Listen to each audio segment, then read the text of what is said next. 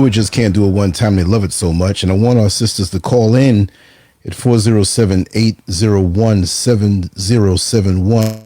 Numbers right there on the banner. That's the show line. We're going to open it up. Purify lovers with us.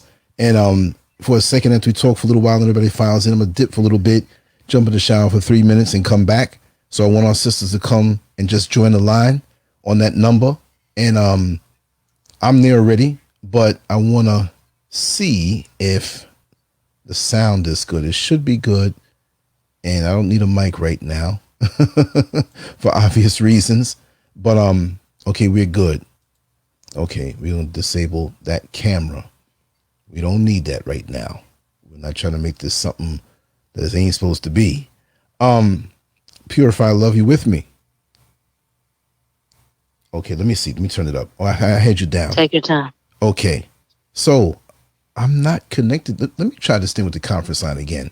Nobody else is in here. Time. Yeah, let me do this right. Since we're already connected. I ain't going nowhere. Ain't no rush. Look, at this point, all we got is time. So yeah, exactly. Well, you know what it was? I had my call waiting blocked because sometimes people decide when I'm doing a show and I'm live, they don't want to talk. They just want to ring the phone and just bullshit get their throws. Around. Exactly. And it's people I know too. We ain't got time to bullshit. Who has time for that? Exactly. Let's just ring the phone. And I've had it where I play dumb and I'm like, I picked up on a live and it's like, and it's like, hello, hey, Lance, what's going on? It's been a long time.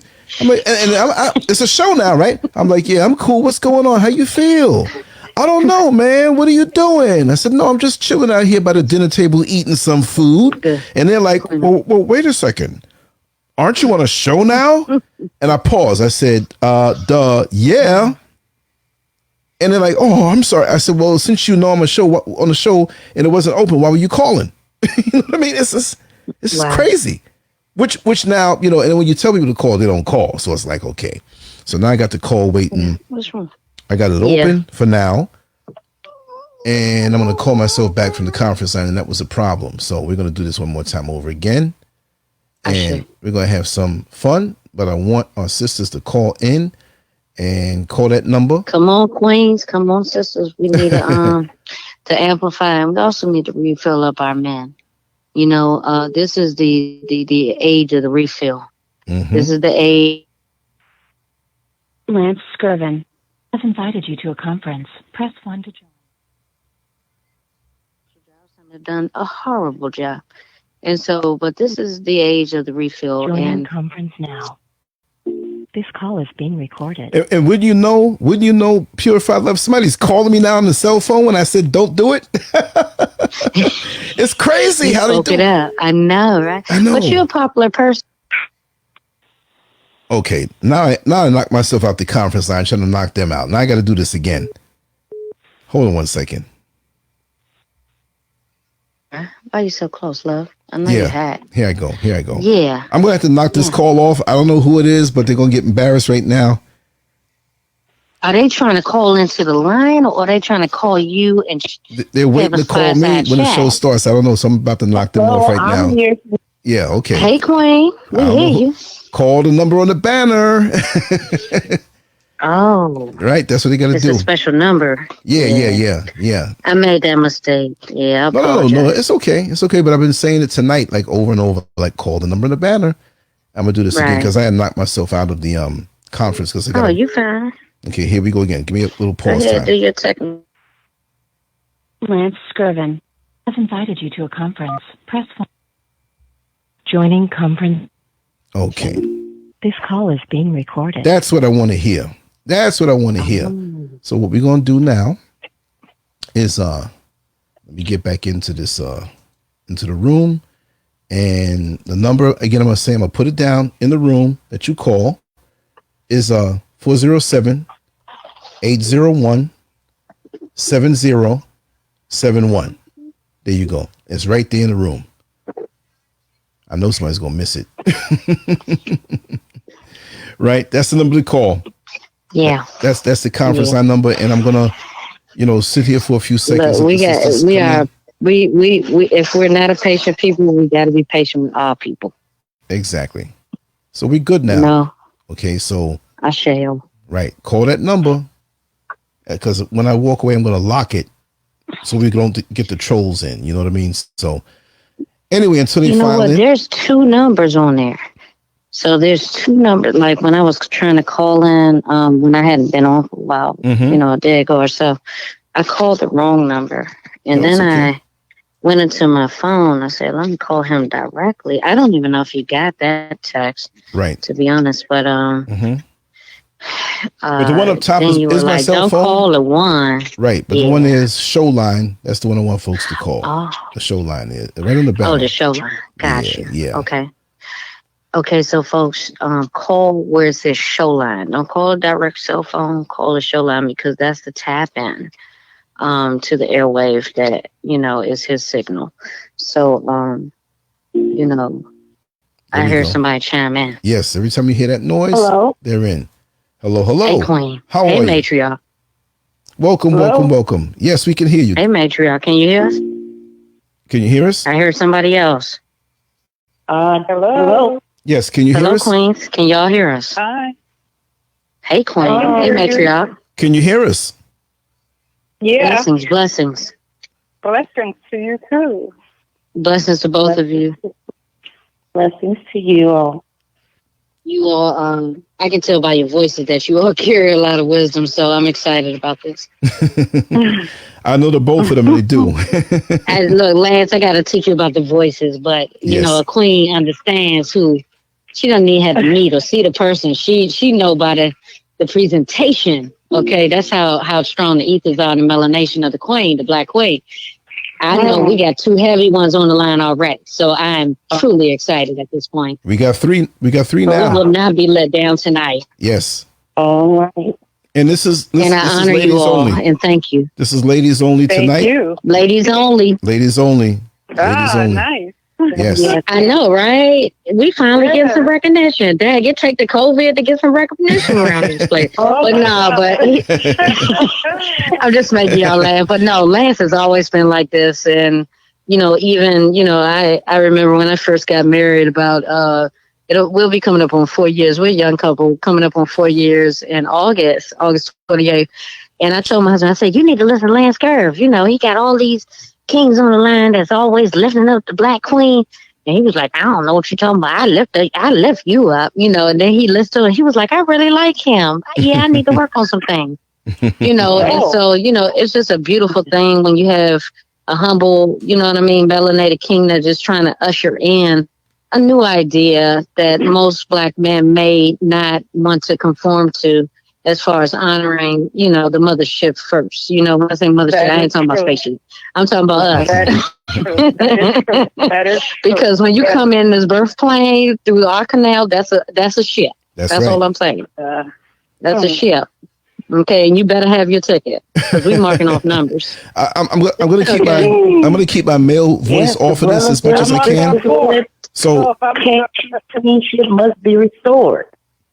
Oh, yeah. Hey, family. Hey, family. Come forth, queen. One of the queens was dropping some. Hello, ladies. Hello, welcome. Hello. One of the queens was saying something. Let's give her the floor. Go ahead, queen. What you were saying? I apologize. That's fine. No problem. We coming together. We all on one accord here. Yes, ma'am. And that's what I was saying about the brotherhood coming together.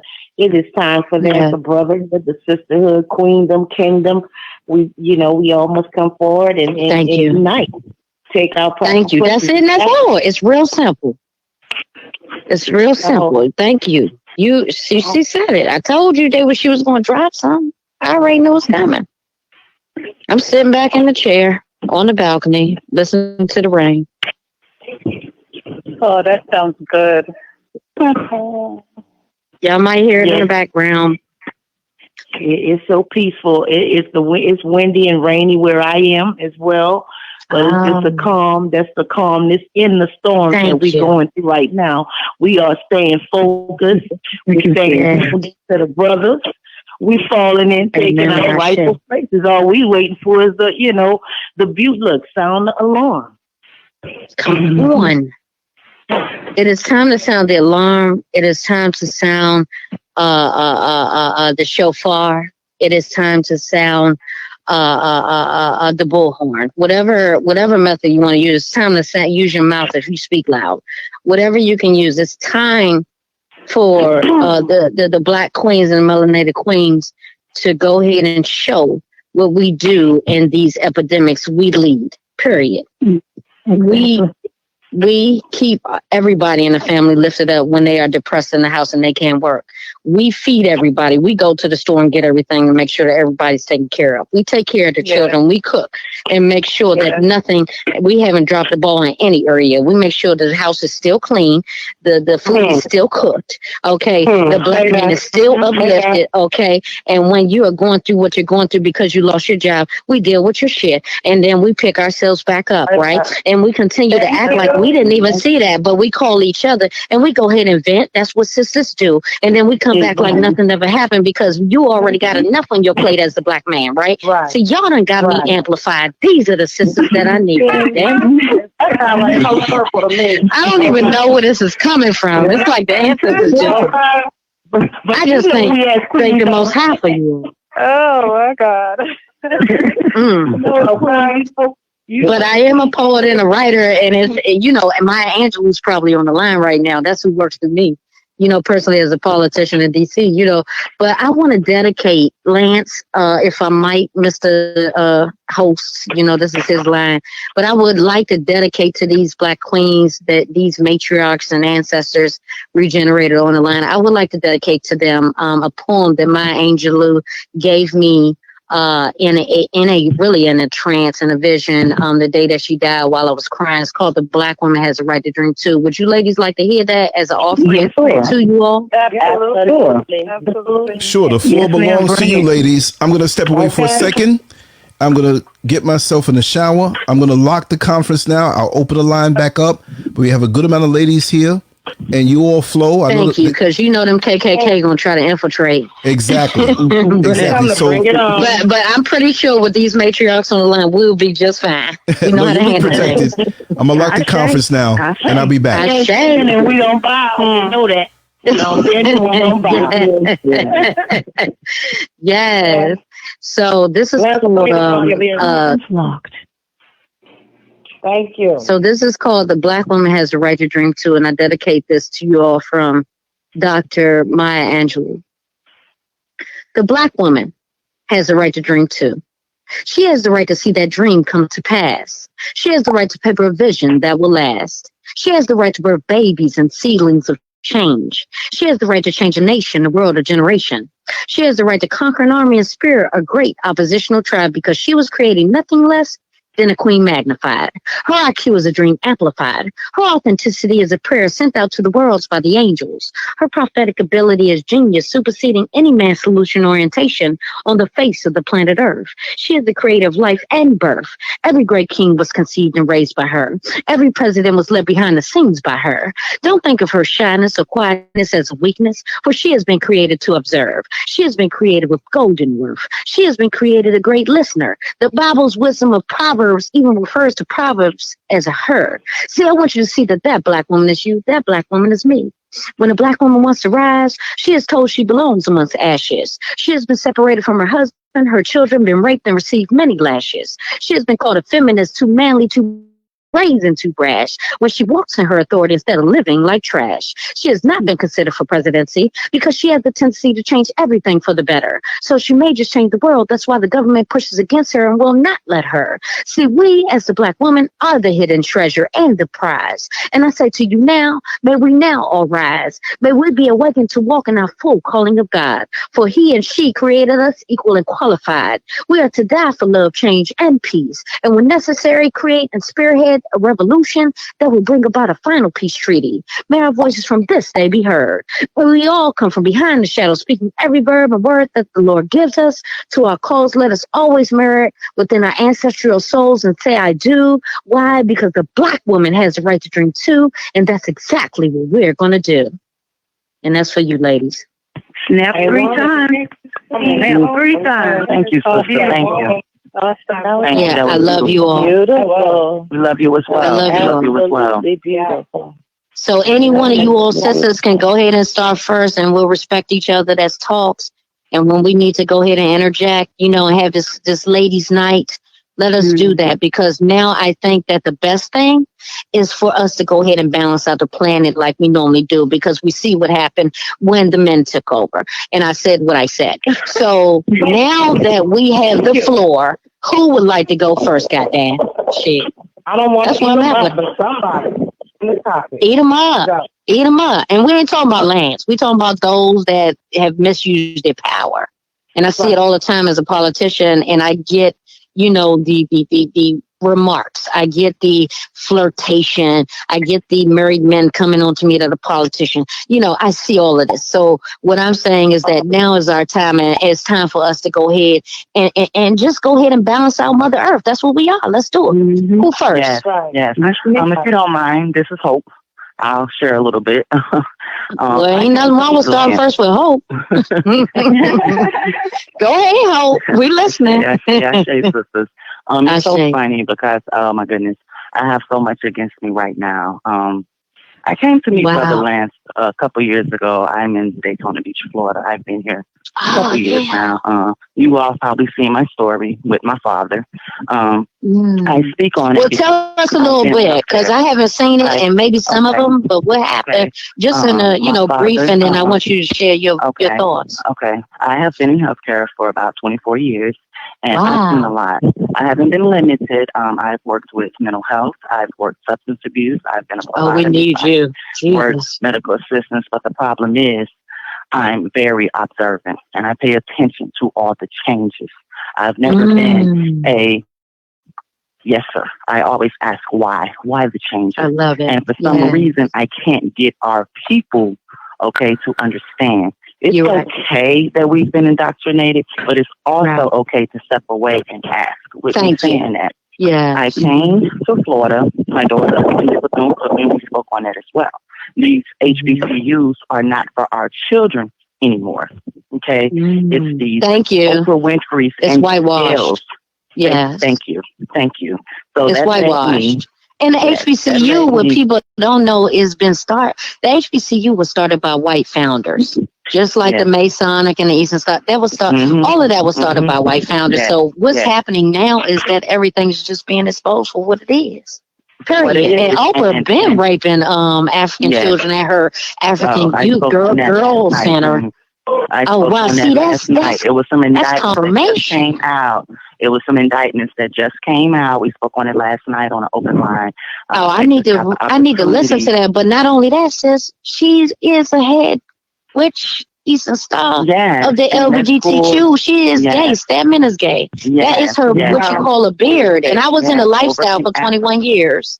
So I know exactly what I'm talking about, okay? That woman has been gay for a long time, and I'm not judging her. I'm just saying she was abused, and she need God, and she's been, she has been abused, back in her day, like in some of you all's day, that's some of these matriarchs on the line right now live that's speaking, she went through a lot of racism. And then, sometime back then, you felt like, hey, I need to get in with the Good Girls Network so that I can come up. Because other than that, you're going to be suffering and getting whipped or whatever. So I get it. But it comes a time that, and nowadays, you could say, you know what, I know this is wrong and I have enough outlet. I already got a gift. I can get out of it or whatever. She just chooses to stay in that with Queen Latifah and Ellen and all of them. So it is what it is. That they target. Those are the individuals that they target. And it's just so crazy for me to articulate it. But no, you're saying right. And honestly say. So real quick, getting back to my father. So I guess I've been in healthcare for quite a while. I know the ins and outs. I know the do's and don'ts. I know how to advocate. I advocate for many. So what brought me here was a situation that my daughter was going through over at the mill. I pulled her. She attends another school. While we was here, my father wound up getting pneumonia. They stated he had hospitalization while he was in the hospital. I couldn't be there 24/7, despite, our work lives. We have busy lives. I couldn't be there. Yeah. I left for a little, and I came back to my father being raped and sodomized. The information that I got was that he slipped out the bed. So I got railroaded with lies. I got information twisted. I couldn't get the local media to cover it, so I reached out to Brother Lance. And so finally, the local media ain't going to cover it because that's what they meant to do. They're not going to cover it. No, they're not going to cover it because they're going to help cover it up. So with me getting anywhere, I reached out to Brother Lance. And when Brother Lance put the story out, he actually tagged APS, Adult Protective Services. He actually tagged the news and other people that was involved. So once that had occurred, here they come wanting to air the story. No, I'm not going to allow you to air the story because you have the opportunity. They just want to rape it for you've been exposed. Now you want to right your wrongs, but it's a little too late. So with that being said, I have been targeted. I have been pulled over. I have had my plates ripped off my car. I'm somewhat still a resident of Virginia. I'm sorry, let me stop you for 1 second because what you're saying is so important in the ethers right now that the ancestors just, I just want to control the line. All my matriarchs, because we each going to come at each at a time. Just go ahead and mute your phone. Let this queen talk because she is really exposing some things that could get her killed, but it's not going to get her killed because we're here now. Period. It's done. She's protected. So I just want you all to hear how they operate. Okay, now you talking to somebody that's pretty much a matriarch in the healthcare system for 23 plus years. Let's just break it down. I've seen it all. I've seen it all. And then you talking to somebody that's in politics that was the spook that sat beside the door. So listen closely to how they operate in these 13 bloodlines with the New World Order. Go ahead and continue, Queen. Please mute your phone, and we're going to respect each person as such. And so for any of those that want to go back and look at the story, Brother Lance shared the story. It was early 2018. So approximately would have been like February or March 2018. The caption is, "My father was raped at Halifax Hospital." That's a heavy title. My God. Yes. So, I'm a PR, so look, I'll be all over that topic. Look, I have been through it. I have been through it.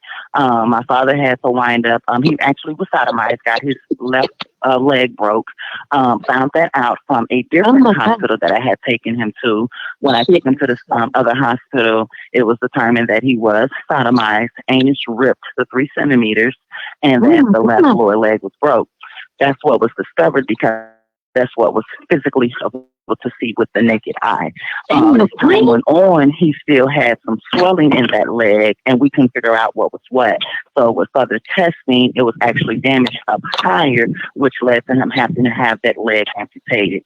So I've taken off as much time as I possibly could from work. Again, I want to be at the hospital 24/7. I just can't. My daughter and I, family members, we're taking turns.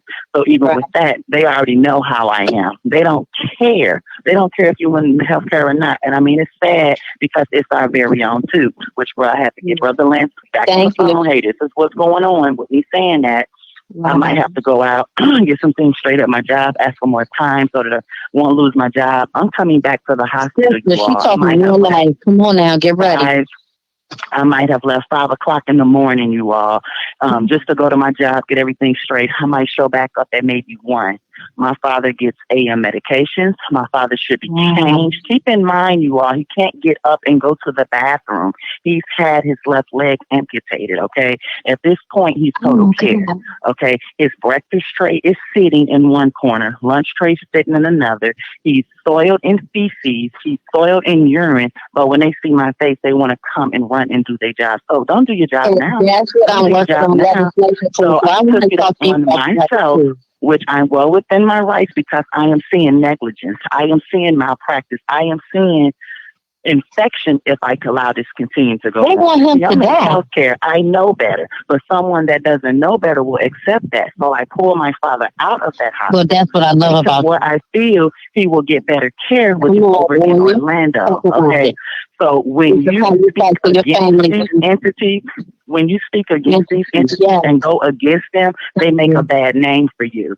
So when we initially started going over to Orlando, the care was wonderful. Okay, so as my father needed further treatment, it was labeled pretty much that I'm a bitch. I'm the fussy daughter. I'm not the fussy daughter because you know what? I've taken care of all kinds. I've taken care of many white motherfuckers. Okay, and I have never raped. Decided to sleep with them. Oh, trust you me, I wanted to punch the shit out of a few of them, but I did. I did my job, and I did it very fucking well. Okay, so when my father's in your care, he's going to get the best of the care. Okay, so my father was on this supposedly best blood thinner. Okay, this is some medications he was on prior to me getting him. If it was my way, it would have been all herbs. But when you're dealing with certain medications and you've been on them for a while, you have to be careful winging them off, especially coming them off. Okay, me saying don't be too religious, you guys. When you're on those medications, if you come off too fast, it can make you go into psychosis, depression, or anything. It make you kill yourself. So you gotta be careful. Indeed. Yes. Yes. Wow.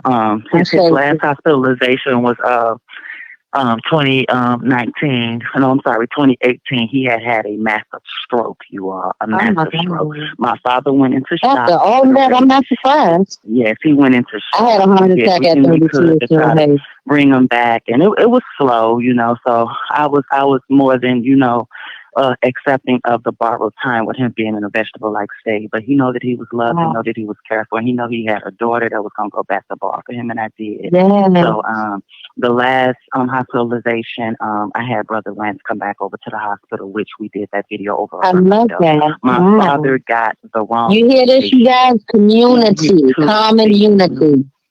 Okay. While we were in the room doing the video, online. Hello, stop being so and a tube feeder, which is faster than if you actually taking it by mouth. Okay, right. So when you're putting it in a tube feeder, you're putting it in a vein. It goes through faster. Okay, I kept it off because I knew it was the wrong medication. So what they do, they send a sister in, a coon, a coonette. Okay, a gatekeeper. Oh, not a coonette. Okay? Oh, I love it. Say it again. Say that name again. A coonette. Us. Okay. I love it. Coonette. Did y'all hear that? We got coons and we got coonettes. If you don't mind, I want to use that as well. Okay. Came in. I would like to borrow that. Speak with me and state that is unethical. Okay, you're damn right. This is unethical. Okay, but I know all my father's medication. That's my daddy. What the hell? 2010. I do what I want with my daddy. The medication color was off. All the medications that he had burgundy. Okay. They tried to convince me to not get the wrong medication. They kicked us out the damn hospital, y'all. They don't care about our seniors. Out the hospital, okay? Kicked us out. Me home in limbo. Yeah, so they can do with him by themselves to kill him. Yeah, because of the healthcare expertise that I know and I have and what I know how to utilize, I was able to get my father what he needed in a home. Okay, when you're on a blood thank you. I was just about to say that, y'all. Be careful. You have to check. I needed an INR machine. Okay, they did not send me home with anything. My father. I'm sorry, man. What's an INR machine? An INR machine is similar to a blood glucose monitor. It collects a little bit more blood, and what that does is check your how thin your blood is. If it's too thick, you will need more of a blood thinner. If it's too loose, you will need less of a blood thinner. Wow. But I'm going to tell you all something. There's nothing wrong with our blood. Okay, our blood rejuvenates itself. However, prior to me getting my father, okay, my father was on these blood thinners. You just can't wing an individual off. They will bleed out. Okay. When my father was raped, July 2017, okay, he was. What was the date? It was July 20. Hold on. It was July 15th. Wow. 2017. I'll never forget it. I'll never forget it, you all. And I'm going to talk to you all about, I'm a numerologist and I know about the ritual sacrifices. Doing to me. Yes. And I apologize. I know also well because of his blood type as well as my blood type. We become targets.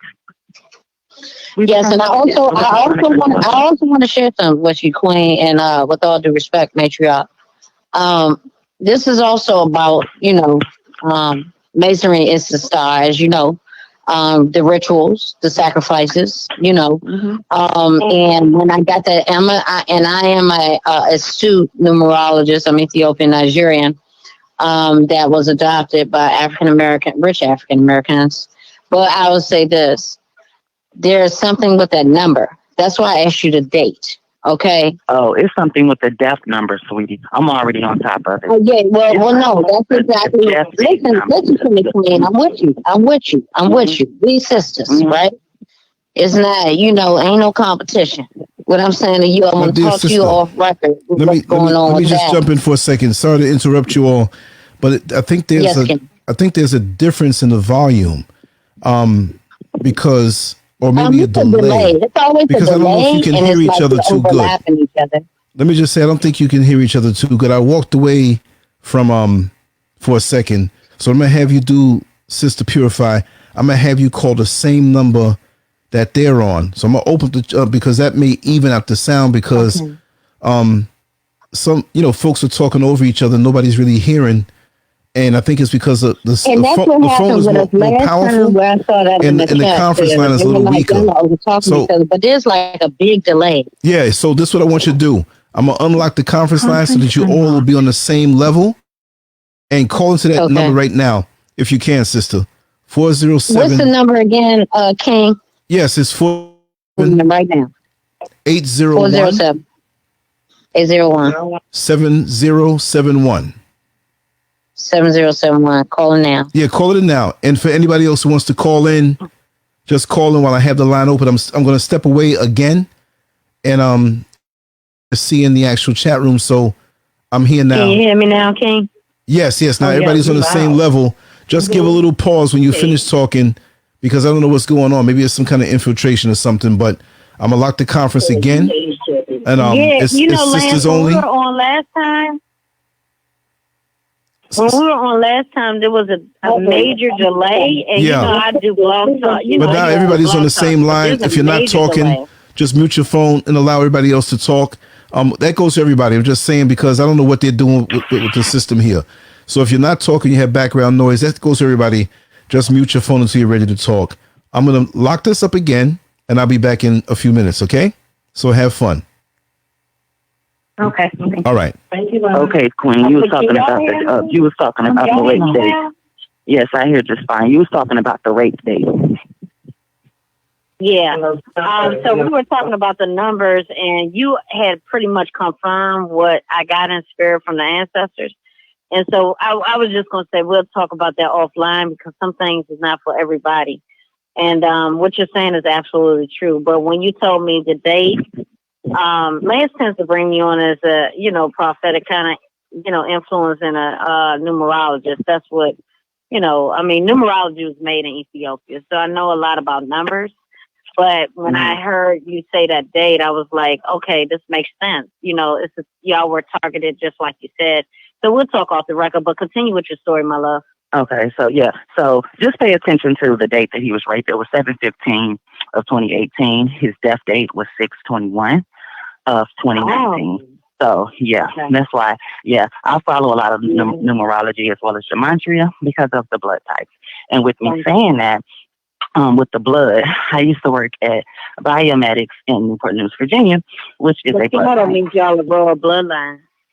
Yes, I and they know that, and that's why they. Yes, they know that, and that's why we become targets. Yes, so I'm going through something personal now, to where since I've did the story with Brother Lance, which it doesn't bother me. I just take the mindset we're going to die anyway. You know what I'm saying? Regardless if it's, what I'm saying, a car accident, these crackers coming out to us. All I know is if they do, I'm not going out without a fight. I mean, I'm just so over it, what I've went through, who I am as a person. I don't believe in, just sitting down and accepting it. You understand?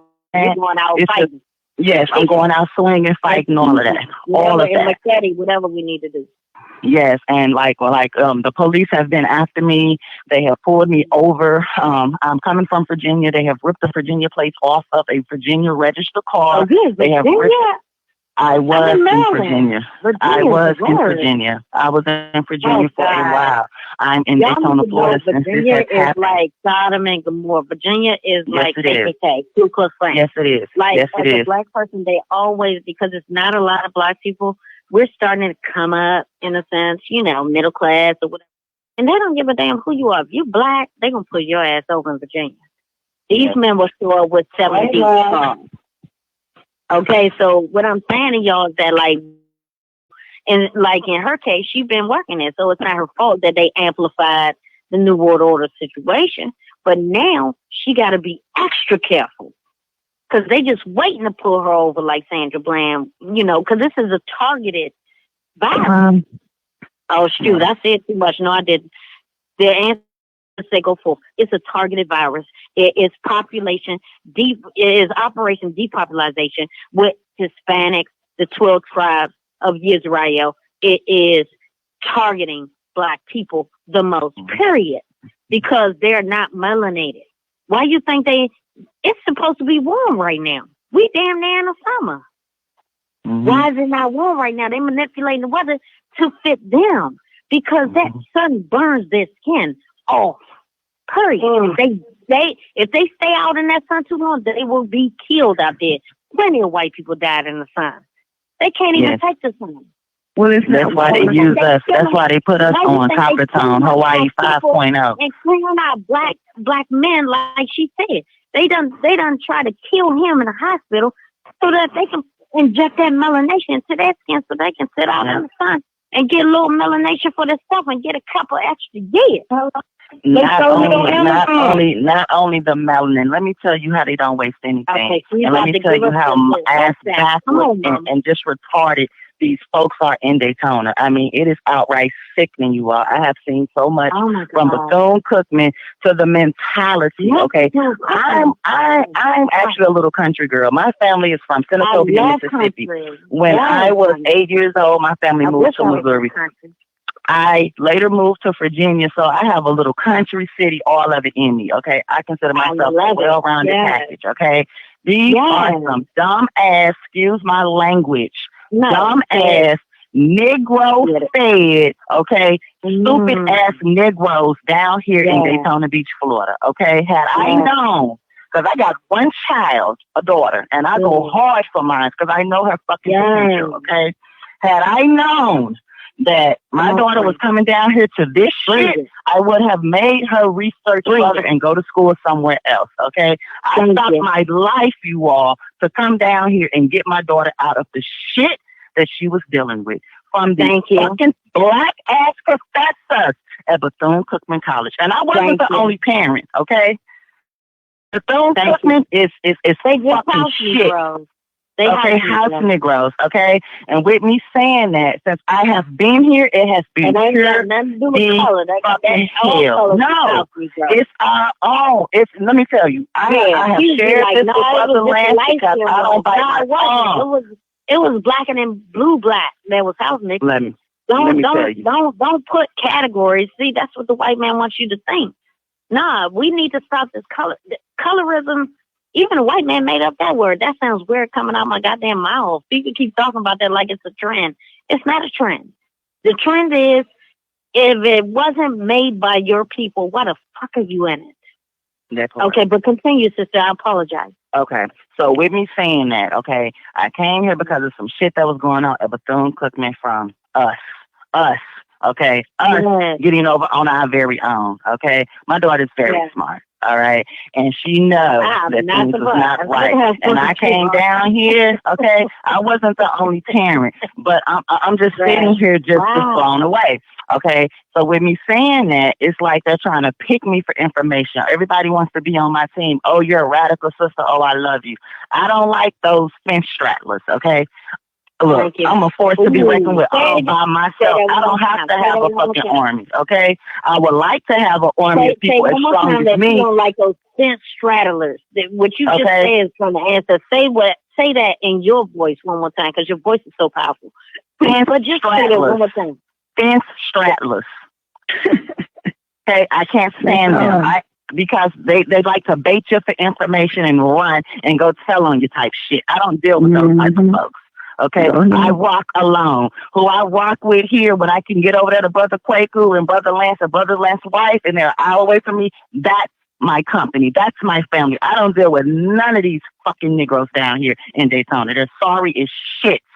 Okay, so with the passing of my father, Black Funeral Home, Gaines Funeral Home, did my father's arrangements. A crooked ass fucking Negro. Okay, he tried to sell me. He thought I was hurting, and we're going to give you all of this, spread. I said, look at here. This is my budget, and this is what I'm working through. See, when you hurt, you're vulnerable. You want the best. No. I'm going to put them away nice, but I'm going to put them away nice with my own budget. Okay, my father was not working. Yes, I can hear you. Can you hear me? Yes. Hey, I'm going to tell you, the white man just came in on the line like every time when Lance bring me on, and that's why I never really was able to work with him like I should. But every time I come on, the KKK come on. You know what they just did? He's in the shower. Listen, sis, he's in the shower. You know what they just did? You are now muted. And I was talking to you and you couldn't hear. This is what they do every time. They listening right now. So continue. Okay, you know what I did? Because I got a lot to say. I used to be, what they don't know is I used to own my own blog talk before Lance was even on.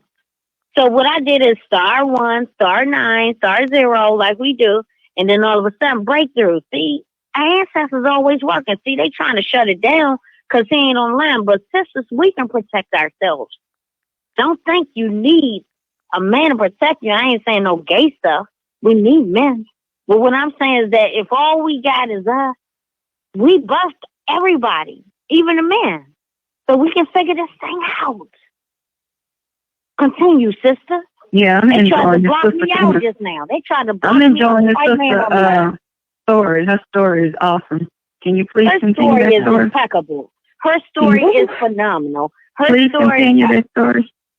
Yeah, that story is everything. So continue. Let me know when y'all ready. We're ready for you, sister. Go ahead. We're ready. We're listening. Okay.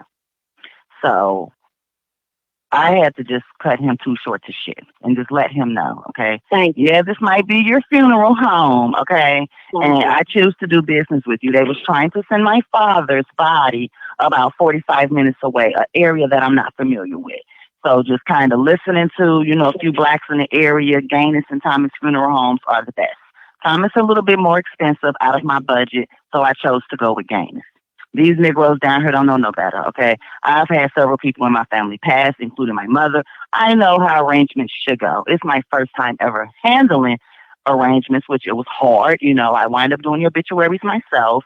I could not do the obituary, on a paper. It was like $400. Where I'm from, it's actually ran for like 24 to 48 hours for free. But with me saying that, he tried to solicit and make profit off my father's passing by doing it on his site's website. Okay, put a picture of a fucking white man up with my dad's information. So I'm calling him and I'm like, what the hell is this? Like, I don't want to get off to bad business, but what is this? Oh, my secretary possibly did that. I'm going to call and speak with her. And I'm like, really? I'm already seeing what it is, So with that being said, paid the man to pretty much handle my father's, arrangements. I'm supposed to be at the funeral home by 11 o'clock to view the body to make sure it's okay. The motherfucker, excuse my French, did not open that goddamn funeral home door. Wasn't even there. He had to call someone until 1 o'clock.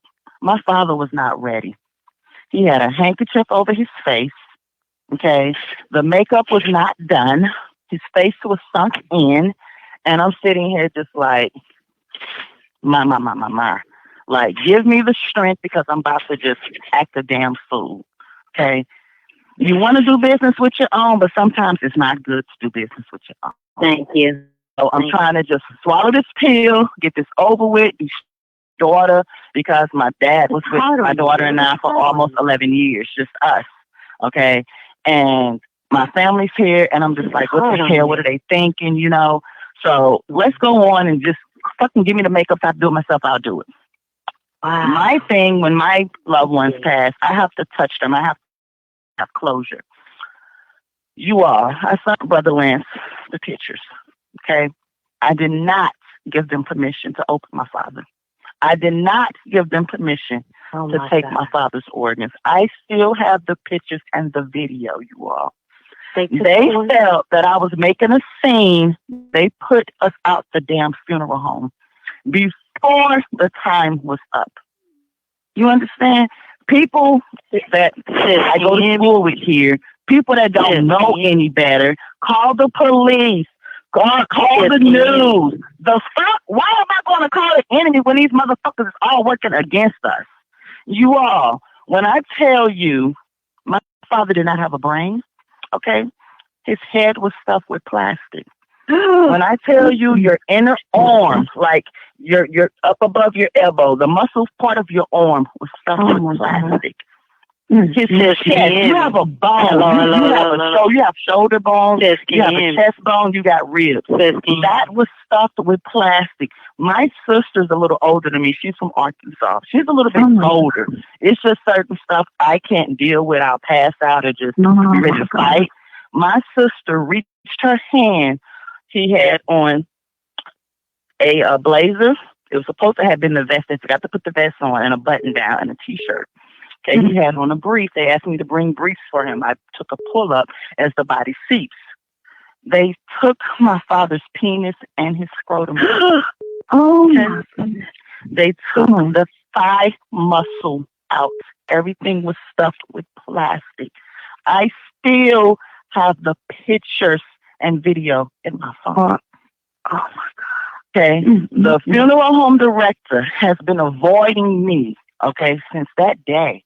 He has cameras, so even if he's on the grounds, he can see you. He'll never open that door. I went in other people's cars. I've tried to park a couple blocks away. I want some answers. He avoids the hell out of me. He even blocks my calls, okay? His secretary was so scared, she threatened to call the cops on us. So where we have to do another service, I don't know, you have to speak with him. I mean, just gave us the runaround. I just said my goodbyes and I left it alone. Okay? But I want the world to know organ harvesting is very real. Yeah. And when you have a particular type of blood type, it's very real. Okay? Wow. I have seen them run tests on my dad. Okay? I seen them leave the blood right on the table. I picked it up and collect. I still have vials, you all, still to this day. And my dad's been gone since June. Okay, I still have vials of blood in my possession. And they've told me they've ran tests. How the hell are you running tests when I have the vials of blood? How? Even the ones that they claim they waste, I have them. Because I know they sell our blood. They like to plant our blood on crimes that we haven't committed. They like to plant our DNA on crimes we haven't committed. Okay? But this is what I've went through. And because I won't shut up about the rape and them taking my father's organs, okay, the police stay messing with me. But I don't live my life in fear, okay? I do not live my life in fear. I'm very observant of my surroundings, okay? As well as I tell my family to pay attention of their surroundings, even down to my daughter. I'm very vigilant when I'm out, okay? I haven't been pulled by the police probably in about a month and a half, but since I've been here, I've been pulled by the police almost 8 times since I have been here. And I've been here since 2017. Wow. Yeah, I do a lot of commentary. Before I met Brother Lance, I did a lot of commentary in Virginia. I've been to West Virginia with the young lady that was held against her will by the white family,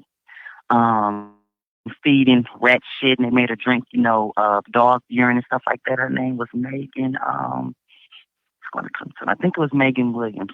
But this young lady, antibiotics and treatment for the rest of her life. Wow. I attended Gen 6, so I'm very active in our community. But I'm active with people that's on the same page as I am. There's a lot that's going on that we need to open our eyes to and not be so complacent. Okay. I'm going to let someone else share what they have at this moment. Wow. I wanted to jump in on this really quickly. This is Curious Cat. aka TriStar. As you being someone in the medical field, and you've been in the medical field longer than I have, and I've been a registered nurse for 15 years. You are my elder, and I love and respect you for that. That story that you told me is something that, as a Black woman, I know. And I'm in the generation where there's a gap. I'm right stuck in the middle of the generation that is very young, that doesn't understand the fight and the things that my great-grandmother, my great-grandfather had to do in order to survive. And what has disconnected you as a matriarch, the reason why I know to honor a matriarch is because I was raised this way. But I also know because I didn't grow up in high school with cell phones and texting. That was something that came a little bit later. I'm able to relate to some of these younger people. And I noticed this much. There is a handful of star seeds in our new generation that pick up on these things way quicker without anyone telling them. They are very militant. They are very, very persistent. Whereas, as you being a matriarch, I just want to say, I honor your strength. I honor your strength, and I honor who you are. You continue to be who you are. I have seen both sides of the fence. I come from a Masonic family who are Christians and pastors and all. I've seen it. But when it comes to healthcare, it still went downhill. I see you. I don't even know anymore because I took myself out of that kind of setting years ago. And I'm finding out that these nurses or techs or phlebotomists that are young, that are coming in, they're telling me after a year, they're burning out and they don't want to be there anymore. And I'm looking at them like, you haven't even learned anything yet. But I think there is something that is going on. And I understand about the bloodline. I understand everything you're talking about. I understand it because I know the Bible is a celestial book. And I know that there's a certain type of people that have a certain type of blood that goes back to the Limba tribe and the Albano, which come from the region they used to call Negro land, which is part of Ethiopia and part of Ghana. It used to be called Negro land. All I want to say is to you, I thank you for educating me for what you just said. But our generation and the younger generation needs to understand these killings that you're seeing on TV, Trayvon Martin, is a whole different thing. It ain't what you think it is. No, what you see on Nipsey Hussle, it ain't what you think it is. You're what right. you see on that man, what happened with that little boy who was rolled up in a mat at a gym, who was lured there in the news, and then his parents got him exhumed, and there was nothing but newspaper. I never knew until seeing stories like that. I'm like, how is that even possible? That can't be, because I worked in a surgical ICU, and you have to take a body and keep them alive and take them right to the OR, or you can't have the organs because they're not fresh. But that obviously is a propagated lie that has been told, because when I figured that out, I said, well, wait a minute. You have to be on a ventilator. You can't give nobody. It hasn't been oxygenated. You have to literally take it out while they're on it. No, obviously they don't. And so thank you for educating me on that. I already kind of figured that out. I said, it must be a whole lie. They told me. Because I've seen Gift of Life come in, and whatever organization that you have in your state that goes and procures, organs, they do that, in different organizations. It's called different things, but as being a surgical ICU nurse, meaning a gunshot, you come in an accident. I had a boxer die just from a blow, and his family were boxers, and they donated his organs, but we had to keep him alive until, about artificial means before we could go ahead and do that. So I didn't realize until I started seeing these things and people were saying that. So I just want to thank you. Thank you. Just want to say thank you. That's all. When you have pay attention, sweetie, too. It's something that I just learned about 6 years ago. When you are an organ donor, okay, they have to keep you alive by machines. Although you're not an organ donor, you can think about it. If a person goes out here, gets shot in the head, we know what the cause of death was. They got shot in the head. Why do an autopsy need to be performed? It doesn't. You have 72 hours before the blood actually clots in the body, and you cannot utilize those organs. It takes a minute for it to filter all the way down, back up, all the way down again, and for that heart to actually stop pumping. Although that heart stops pumping, that blood is still flowing, it's still good. Long as blood is in those organs, you got up to 72 hours to get the blood out. And when I tell they waste nothing, they waste nothing. Absolutely nothing. And it's so funny. Oh, sorry.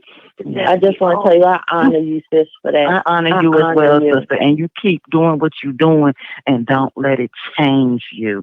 Don't let it change you. You go and you be the best nurse that you could be. And don't let so hard to educate. How you look. It is. It really is, because the generation they actually what's real and what's not real, and it breaks so hard. Let me tell you, when I went to nursing school, when I was in nursing school, we went to the hospitals, we went to the nursing homes, we went to the doctor's office, and we was hands-on. These students now, they sit in front of a book or a dummy. So when you coming out, you don't have that feel, you know what I'm saying, of something real. You've worked on something artificial. You understand? From a book to a mannequin, a dummy, it's a big difference in trying to stick a dummy, you see what I'm saying, you know where the vein is, versus on a live person. You understand? So it's all about money. We spend more time on that kiosk computer, taking notes and insurance and all of this, versus trying to help that person.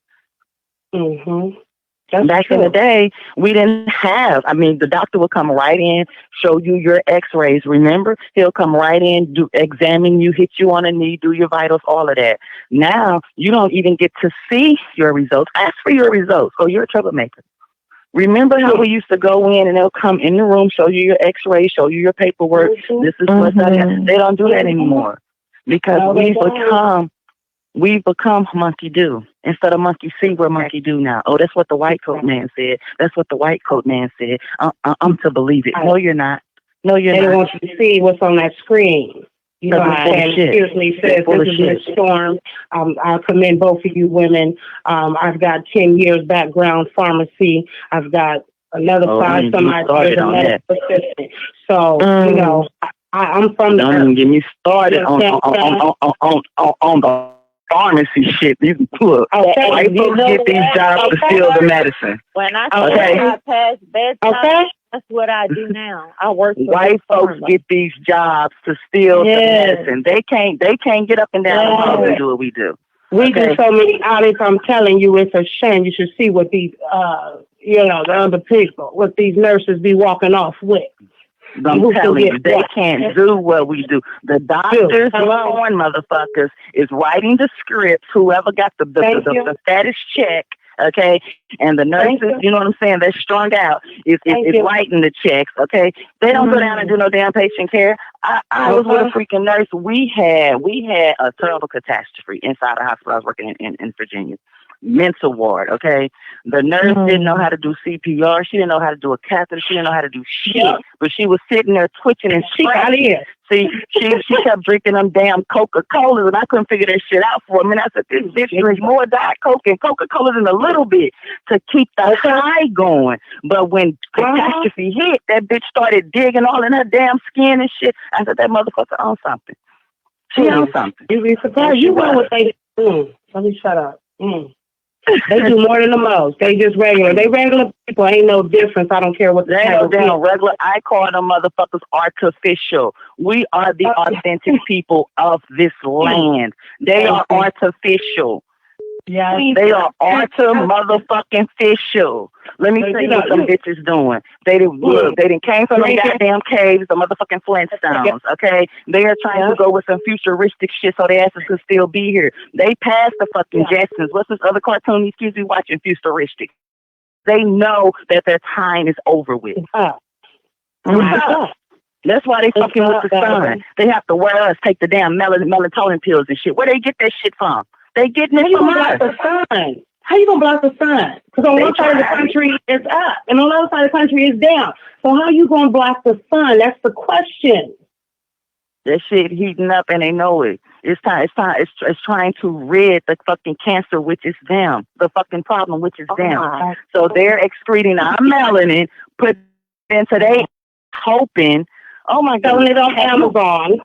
Selling it on Amazon by a white man. Come on now. I don't even know his name, and I'm sorry, y'all, but hello, that's ours. That's ours. Can I just chime in? I'm not going to say I'm not going to speak very much because everybody has. I mean, what I've just heard is very, very. It's Hope, right? Hope, your story. Yes, ma'am. It's Hope. Yes, ma'am. It hits home with me because the same incident outside of the rape. I had a brother in 1983 that passed, that was shot. But, you know, it was something he could have been saved. His body was stuffed with pipes and newspaper. We found that out at the hospital. They procured his organs and everything else. Had another brother murdered in 2005, shot in the head, you know, in Texas. I ended up, my background is I worked in legal research in California for about 15 years before I moved back to Louisiana. Worked in one of the university hospitals, and I worked in a trauma and tumor research lab. And in that lab, everything that was connected to that lab was a part of researching statistics on, you know, survival rates on supposedly been everybody, but it was the number one of the biggest trauma centers in the state of Louisiana. And of course, they had this high record of, you know, saving gunshot wounds, but the majority of people that would die there were melanated people. Even from injuries they did not have to die from. You know, I've seen some things, you know, and in this department, they would just compile on all this information and all these records together. They would do dictation on them. They would sequester the records if they, you know, did some type of, you know, you had to sign an unauthorized testing on a person and they didn't want the family to know they would sequester the file. Well, I worked in that department and I ran across some things in that department. I started discovering things, you know, about the unethical practices. And lo and behold, when I found that information out, I suddenly have a freak accident. I was asked to go, you know, everybody left the room. I normally worked in a room with just a few people because they would not let everybody file. If they were researching and monitoring certain patients to get certain information, blood type, donor, whether they were donors and all this other kind of stuff, all of this came from a department. You know, a certain department, which is always locked off from every other department. And the only people that could enter that department was the chief of medicine and all the surgical doctors. This is where if they made a mistake, they could come into that room and ask for that file to be redictated. They would dictate, go over their mistakes and try to fix them unless one of the coders came in there. The coders will fix it. If they noticed something, if they were honest, I've seen people get fired on the spot for pointing out mistakes. Why did this happen? Get fired. I was one of those that would speak up. So I ended up having a very traumatic accident, nearly died in the hospital. Wow. Fighting it to this day. Spinal damage. I mean, I've gone through the works, multiple surgeries. You know, had to fight to even get the workers' comp. Been on it for the past 20 years. No one when I go before any attorneys, like, this is unprecedented. I have never, lifetime. Now, I've had Supreme Court judgments because they found the wrong. They knew it was a setup. I was set up to be injured because I knew too much and I questioned too much. Wow. You understand? So all these incidents, all are speaking up, and I've been targeted ever since. And yes, they will get into your family members. You got some family members that will sell you out. You got members of your own family that will give them certain personal information on you. And I heard you, Queen, say something about setting people up, putting blood. If they could even get close enough to set me up, because they attempted to set me up on the murder of my brother, I'm 3 states over. You understand what I'm saying? Wow. And this occurred. Yeah, you know, because, they'll take your cigarette butt and scratch the DNA off of it. They sure will. That you wasn't even where you I'm very introverted and pretty much live, you know, with that accident happening, I pretty much stayed to myself even prior to that. So there was no way to pinpoint me, so the mission was to get rid of me. But your family could be your worst enemy. That's another reason why, too. That's another reason why, because I know early on when I had started in medical, which was the late 90s, early 2000s, we were still using a lot of, you know, case notes, progress notes, you know, paper, and then everything kind of transferred over to the computer system, to where you can go in the computer and you can edit anything. I mean, you know damn well you done wrote up a progress note saying blase, blase, blase, and you come back the latter part of the month to, you know, do your signature and the shit been changed. And it's like, what can you do? You understand? This is the type of shit, and I'm sure you all have dealt with this, you know, being in healthcare. You can't do anything because it's like you got these crooked ass upper management people that's knowing that certain things are wrong, and you go in and you put your little input because you was on shift, and they go in and change it. What can you do? What can you say? You'll be without a job. You'll be without a license. Right, Queen. It's sad. Right. They know certain people on these jobs still in the medicine. They like I was at a hospital and I had just had fucking enough. I had this one white lady. She was fat. She was lazy. Bitch wouldn't get up and do shit. But when it was time to go inject, you know, the individuals with intravenous medication, which is through the IV or the arm, she would always want to fucking make the runs. And I had suspicions that bitch was taking the fucking medicines, right? So I didn't want to work with her because we have to account for the controls and that type of medicine. I'm like, my black ass is going to be set the fuck up. You know what I'm saying? So it wind up being to where she actually had something happen to her. They didn't want to target her, I felt, because she was white. They wind up drug testing everyone on the shift. And that's how they found out that the medications was being stolen. But my thing is, any little thing that we do, I mean, just us being there, the color of our skin, we're being looked at and ridiculed and called into the office for the dumbest shit. I had a girl, she had children, trying to get her children to the daycare. They're calling her in all the time about her being a couple minutes late. Okay, we got 15 minutes to get on that shift, and we got 15 minutes to get off that shift. Okay, so technically she wasn't late, but because of the color of her skin, they was always fucking with her. But with that white lady, they was just passing a buck. Now, she was let go. Okay, she was stealing patients' medications in the healthcare facility, you all. She was let go without any charges being brought on her. I stayed working there about another 3 years, and I had a situation where I had a black girl. She ripped her pants on a chair in the cafeteria during our lunch break. She tried to get up, and the little screw, whatever, on the chair kind of cut her leg and ripped her pants, right? But it wasn't a bad cut. Wasn't anything she could stitch or anything for it, just some little alcohol, Neosporin, and fine. But it ripped her pants. She needed to leave. She was subjected to take a drug screen. She tested positive for marijuana. They not only fired her, they had her escorted off the property, and because it was a drug-free, you know, facility, they took charges out on her. What?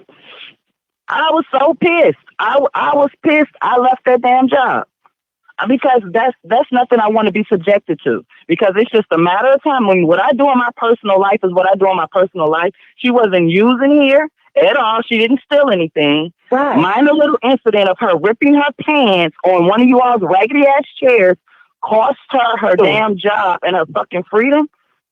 What's going to happen to me? So let me get out of here and go do something where I'll be more appreciated and won't be looked down on, because y'all didn't do that shit with that white lady. That white lady was stealing the patient's medicine, injecting herself. She came back and tested positive for medicine that she did not even have a prescription for. You understand? So no, that's telling you, it's something. It's always against us. Always. Yeah, but you know what it is too, sis? Let me say this, sisters. We take an oath. We take an oath in any job, in any position. But what we haven't taken an oath to, we haven't taken an oath to each other. And it's time. It is time now for us to take an oath to each other. If we got to be like these other folks that's black like us, that come from another country, we need to pay attention. See how they do things. See how they stay together. See how their kids go to school 7 days a week. We need to do what's right. And we need to come together. And we need to make it happen. And I'm going to just put this out there. I want to thank Brother Lance, because the things that I've heard from you sisters, I really want to cry right now. Yes, I had to meet my. I want to cry right now because I've been through. I have been through, and I'm still going through. Like I said, it's COVID-19. So now the stalkers, the gang stalkers, the organized gang stalkers. They don't want to be. You don't want to be creeping now. Now you don't want to creep. You don't want to follow. You don't want me to hear you. Oh, are we for real? So this is what stops you. Did you get them orders? I thought I was alone. My kids always told me, oh, it's conspiracy, Mom. I said, but there's facts all in it. And you watch and you see. And if you part of the clan, you're going to sell me out for a little piece of change. You're going to be a spook by the door. You got to go. And I spook by the door by Dick Gregory. I felt that. Right. Mm-hmm. In every position that we have taken, we have an oath. We take an oath. From the church to the grocery stores, we take an oath. But when we gonna take that oath when it comes between us sisters, for real though? I don't care what your title is, because at the end of the day, your title don't mean nothing to me. It doesn't mean anything. It doesn't mean anything. It doesn't mean anything. The only title that I'm looking for from us is let's get on the same page. Let's get through this warfare collectively. That's the only title that I'm looking for. If you can't stand tall beside me and help us get through this and get our people out of this shit that we're in, your title don't mean a motherfucking thing to me. It just doesn't. Exactly. It doesn't. It doesn't. Look, I don't knock no one for their religion. I'm not no person that's busting up in these damn. Look, I done went to fucking bet the ball with a couple of these with they fake ass. I'm just not. Look. I do my own thing. I stay in my own lane. I will call a trifling motherfucker out on their shit. That's just me. I don't sit too long and let you do no dumb shit. I'm gonna call your ass out. If look, you talking about titles, that's the fucking shit that your ass carrying, pastor, evangelist, and all of this shit, and you fucking kids, and you fucking this one, and you fucking that one. You don't think I'm gonna call your ass out? No, look. I just believe differently. But if that's what you believe and you following their so-called good book, let's talk about it. Let's talk about it. How in the hell are you sitting here talking about this damn good book? They some of the most judgmental motherfuckers. Don't even get me started, please. They're some of the most judgmental motherfuckers, okay?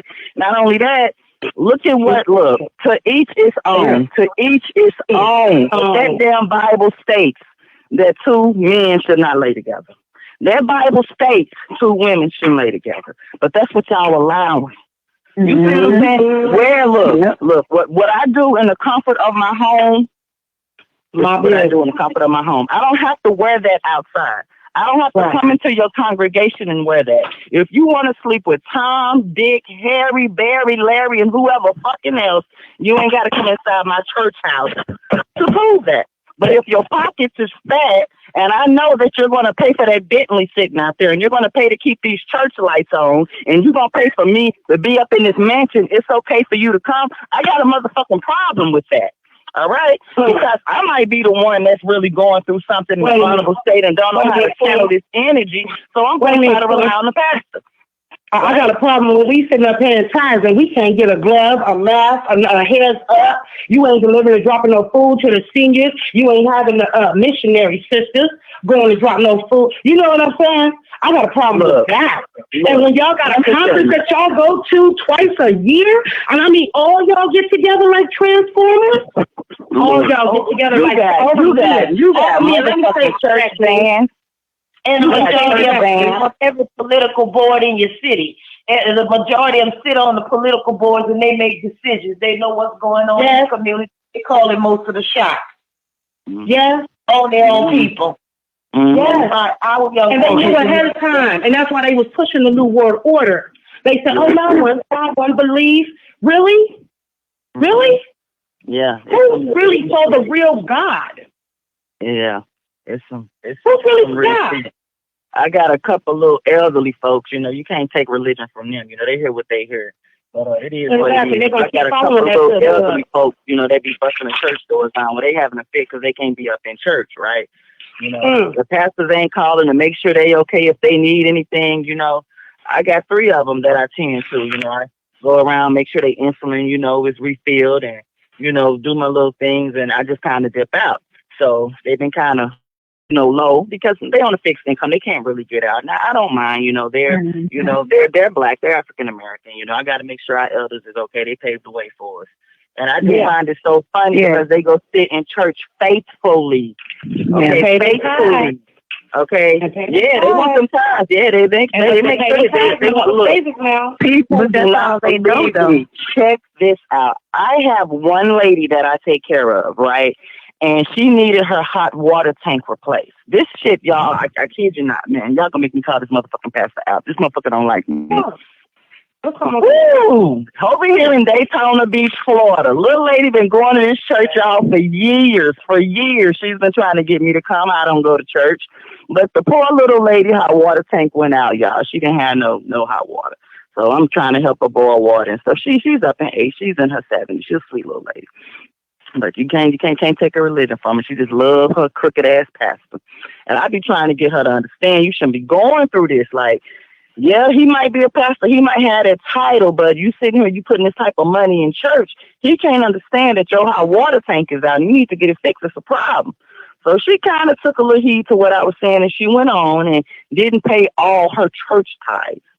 She kind of worked a payment plan out to get her hot water tank fixed, so she can bathe and be fresh when she go to church on Sunday. He had a problem with it because she has been paying for so long and she didn't pay what she really pays all the time. She pretty much could not attend until she got her dues paid up in full. Okay. Now, that ain't really my business, but it became a business. And I'm just like, you gotta fucking be kidding me. And they got a 501c3, could have went to the hardware store and got our one free of charge. They had it in store. Habitat for Humanity something, right? Thank you. So, thank you, yes. So we did. You could have made a phone call. You could have walked up in there. You could have got whatever it is that you needed and that you wanted. And what makes me really ticked off is that there's majority of women that go to church. And every church out, it's majority of women. So where do we got it? What's wrong with us? Why are we not helping our seniors? Why are we not? And that's the thing. She loves me. She just loves me to death, you all. And I try to respect her, and she hears everything. And it's like, oh, child, come on in here and sit down so I can tell you so and so and so and so. And I'll weigh in, and she just cracked up laughing. And she said, oh, my God, you're so radical. I just love you. But, y'all, she cannot get away from that crooked. Okay, she was completely out of toilet paper, completely out, y'all. She was using a towel. She was bringing the towel out. It just pissed me off. Now, we done already got past the hot water, y'all. I didn't have to catch up on clothes and everything, wash her clothes and everything like that for you running around to laundromats or whatever. I'm just real picky about bringing people stuff to my house that's kind of older. Older people, a lot of them here in Florida, they kind of live hoarderish and they tend to have bug problems. I'm not trying to bring that to where I stay. But if I can go to the laundromat, that's fine. But you know, I go that extra mile. I don't mind, but I wasn't bringing her clothes to my house because she got a little pissed or whatever. So we get the hot water situation straight, and y'all, I'm gonna tell y'all, she's completely out of tissue, and I have to go to the restroom while I'm there or whatever. And I'm like, you don't have any tissue? She was like, no, baby. She was like, get your towel in there. Well, it wasn't a towel situation. I'm gonna just leave it at that. But I'm noticing on her sink, okay, she has a towel. And she has been wiping. You can see where she's tried to clean the feces out of the towel, y'all. So I'm like, I'm going to just go on and try to go get her some tissue, paper towels and stuff, hand sanitizer, because I'm there. I have to, help her with her meals and, clean up. And I just want to make sure as I'm coming in, I'm cleaning. When I'm leaving, I'm clean. Yeah. How come the pastor then get his ass in that goddamn church van, okay, that these folks is paying for, and go around to these people or go buy bulks of tissue and just hand out a couple rolls here, a couple rolls there for your elderly seniors. You know what I'm saying? Why he couldn't have his rehab drugs? Why he couldn't have his rehab drug, alcohol people? Why he couldn't have his youth care people? The youth. Why you can't get some tissue from the church and have it delivered to the, Thank you. The other mothers and the women leader of the church, why they couldn't handle it? Why Sister Wilkie, why she couldn't handle it? Because you know what? The bottom line is this, sisters. The bottom line is this. Mama's baby, daddy's maybe. You understand what I'm saying? If mama's not happy in the home, ain't nobody gonna be happy. Regardless of what your daddy said, your father, your granddaddy, your uncle, whoever. Mama's still regulating rules. You understand what I'm saying? Us as women, we birth these people. We regulate and we rule. If we're dominating in the church, why can't we dominate in this home? Why can't we dominate in this society? We need to pick it up. That's the bottom line. As a woman, as a mother, as an auntie, I wear those titles very well. Very well. Not playing. Not going to sugarcoat nothing.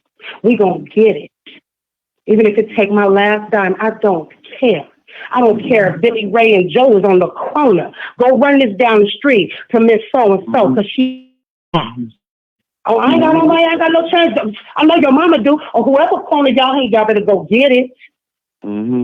Take care of our elders.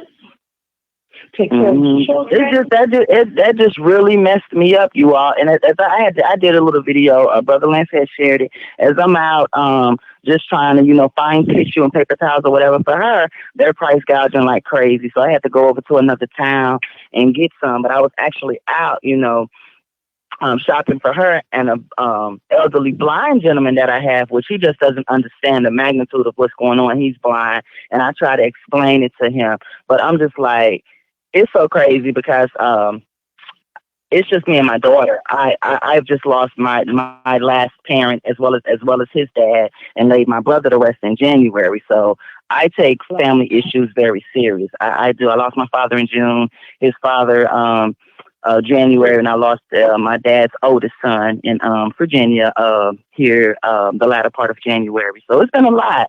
So when it comes to my elders and just us, I don't mind going that extra mile. But you know what kills me? Our families took care of us. No matter what the upbringing was, they gave us life. Okay? These individuals have children. Okay, I can see their children running and passing as I'm out doing whatever. I appreciate the fact, hey, you trust me enough to take care of your loved one or whatever. But you know what? You still have to come in to check on them, to see. I'm telling this lady that I'm going out. It hurt me so bad because I'm just like, and I mean to each his own, but I don't follow religion. I just don't. I have my own personal reasons why I don't. Religion has got some of our people so fucking bamboozled. This poor lady, y'all, she has little like baby food jars, and she has those. I haven't seen them in so long. Remember the little corn pouches with the little flaps? What you call them? The little corn pouches. She has several of those. Yeah, she trying to reach me some change, and I'm like, don't worry about it. I have it. And she was like, no, sugar. Let me give you some change. And I'm like, no, I have it. Okay. I wind up going another town over, and they had some toilet paper in there, 99 cents a roll, which I didn't mind. I got her like 7-8 rolls, got her a couple things of paper towels, as well as the elderly gentleman. As I'm coming back in the direction of the lady's home, the elderly gentleman that I tend to, his sister, well known in this area, helps everybody out in the world but him. Okay. It's so much that he requires, okay, I don't have to do that much with him, okay, as far as my work days, but I'm just about there every day. And it just blows my mind, okay, to where I'm actually seeing her out. And I'm like, damn, you know, she could be over here doing what she needs to do, you know, for her brother. She's just out lollygagging around, regardless of us being on a curfew or not, just lollygagging around. And it just kills me when we just get so just disengaged with our family. You know, don't deal with them. You know, we really have to check on our loved ones. I mean, we're going through something now. We don't know when it's going to end. Okay, I think families should be getting on board with each other. I think families should be getting a plan together. I think families should be loving whatever the beef is, fucking squash it. Okay, we have to do this collectively. We have to put a plan into action and move accordingly and collectively. If we don't, we're going to be lost. We're going to be lost.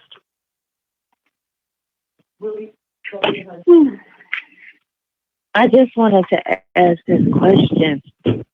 Yes. As just as an observer and also someone who is, like I said, in that middle generation, our young women don't value themselves. They don't understand what it means to value themselves. And I've known this, but I really figured it out when all of these things started to happen. These girls that were so-called models and this and that now are on there. They were being a little cruel before, but I'm talking about being so cruel because they have fan pages where they're getting naked for cameras. Men subscribe to them. So they're putting it on IG to give you a sneak peek, but it ain't a sneak peek. It's really almost like being in a whole strip club because I'm going down my timeline. And this is, you know, I ain't with all the social media. I only belong to one thing. And it's like the gap is so crazy. And I'm able to talk to people in the younger generation, but not the women. Because, see, they look at me like I'm their age. And I'm like, no, don't let the looks deceive you. Melanin doesn't crack. And just because I'm light doesn't mean my hair is good. It's no such thing as good hair. Cut it out. All of y'all bleaching, some of y'all bleaching your skin, saying, I wish I was light skinned. Let me tell you something. My great grandfather was so tar black in the South that he had a brown paper bag syndrome to this day. To the day he died. He didn't even know if I was his grandchild.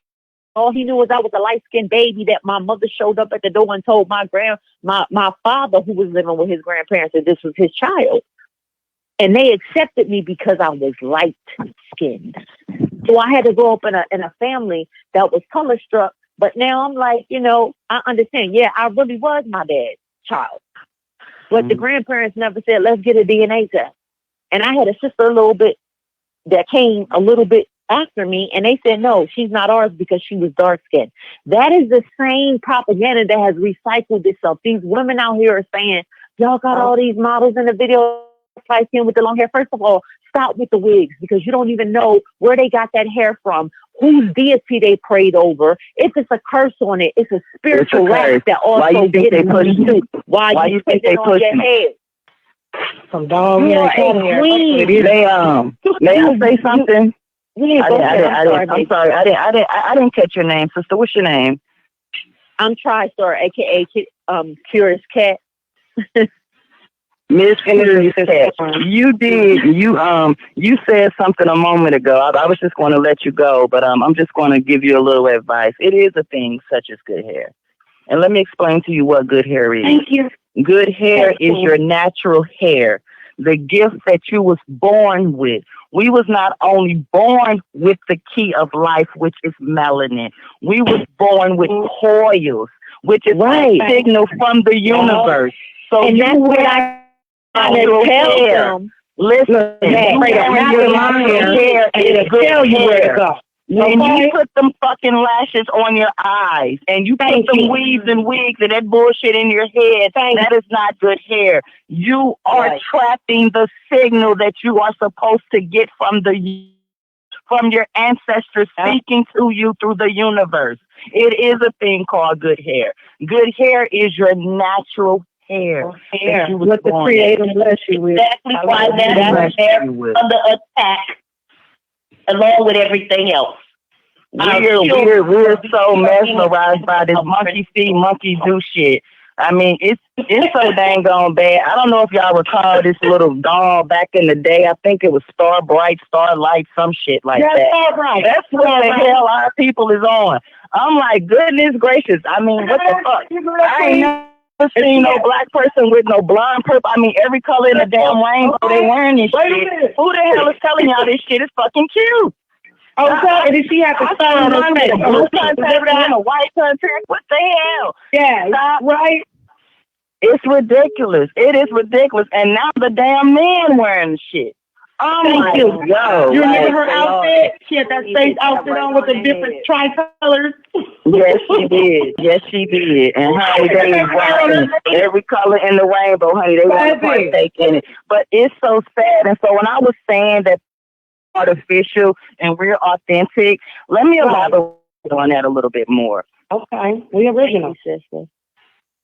We are original. We are authentic. We are authentic. We are the chosen. Okay? They need every essence of our DNA in order to maintain. Okay? The reason that these cracker fuck cave bitches is flocking to our brothers, okay, because they cannot mutate like we can. That's why they're pushing this entire genocide. Okay, the fucking white men, they not messing with them. Their sperm is not marching like our brother sperm is marching. Okay, they're trying to have their legacy live on, and our fucking sick ass brothers, for some reason, they feel, oh, let me go get with me a Becky Salad suitcase, bitch. That's gonna make me a man. Do you not know that does not make you a man? That is stripping you of your essence. They're stripping you. Everything that you do, the wealth is going to get given back to them. Look at Michael Jordan. Look at Michael Jordan. Yeah. Look at they're gonna white it out. They're gonna white it out. White it out. They're going to let you think. I'm sorry. Look at Kobe Bryant too. Yeah, she won white, but she won one of us. They made that motherfucker double pay. They not only snatched his ass, they snatched the towel too. Bitch, we gave you heaven on earth. You had your heaven on earth. You don't mind dying young? Oh, bitch, you gonna die young. Because we let you dribble that damn ball down that court to make rich. But you know what? You was not with one of them nappy headed women. You was with one of our handlers. So being that you was one of our handlers and you produced three of them. Okay, we're gonna take one, but we're going to use them other two as experimental projects for what we want later. But thank you for the melody. You see what I'm saying?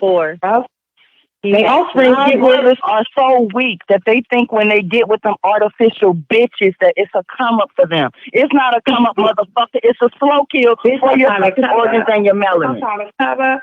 Shit, you trying to come up? Shit, let us in. Let us in. We've been knocking on the door. Open the door and let us in, because you know where you got the realness from. You know where you got this true blood from. Who taught you? Who raised you? You want to upgrade the game? Then you open the door and you let us in.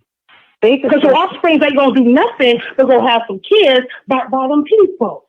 Can't comb their hair, can't teach them right, letting them just blow the fuck up. Yeah, they think it's going to save them. I want me a little mixed pretty baby with pretty skin and pretty hair. The fucking hair madder than a motherfucker. What the fuck you mean? This shit madder than a motherfucker. They can't even comb this shit. And then they can't even deal with it. They can't even, don't know how to take care of it. Hell no, but they still in with they nasty asses. Because them bitches accept any fucking thing. Anything. They sure do. They're like wild animals, and we have adapted that way. That's why our sisters are walking around here with short all up their damn crotch. You can't even go to the damn store and find no damn yeast infection cream. That shit is not normal. We have adapted their animalistic ass ways. We have to get back to who we are, the true, divine, natural beauty. We can cover up and still be just as beautiful, but if they they smell like wet dogs. Wet dogs.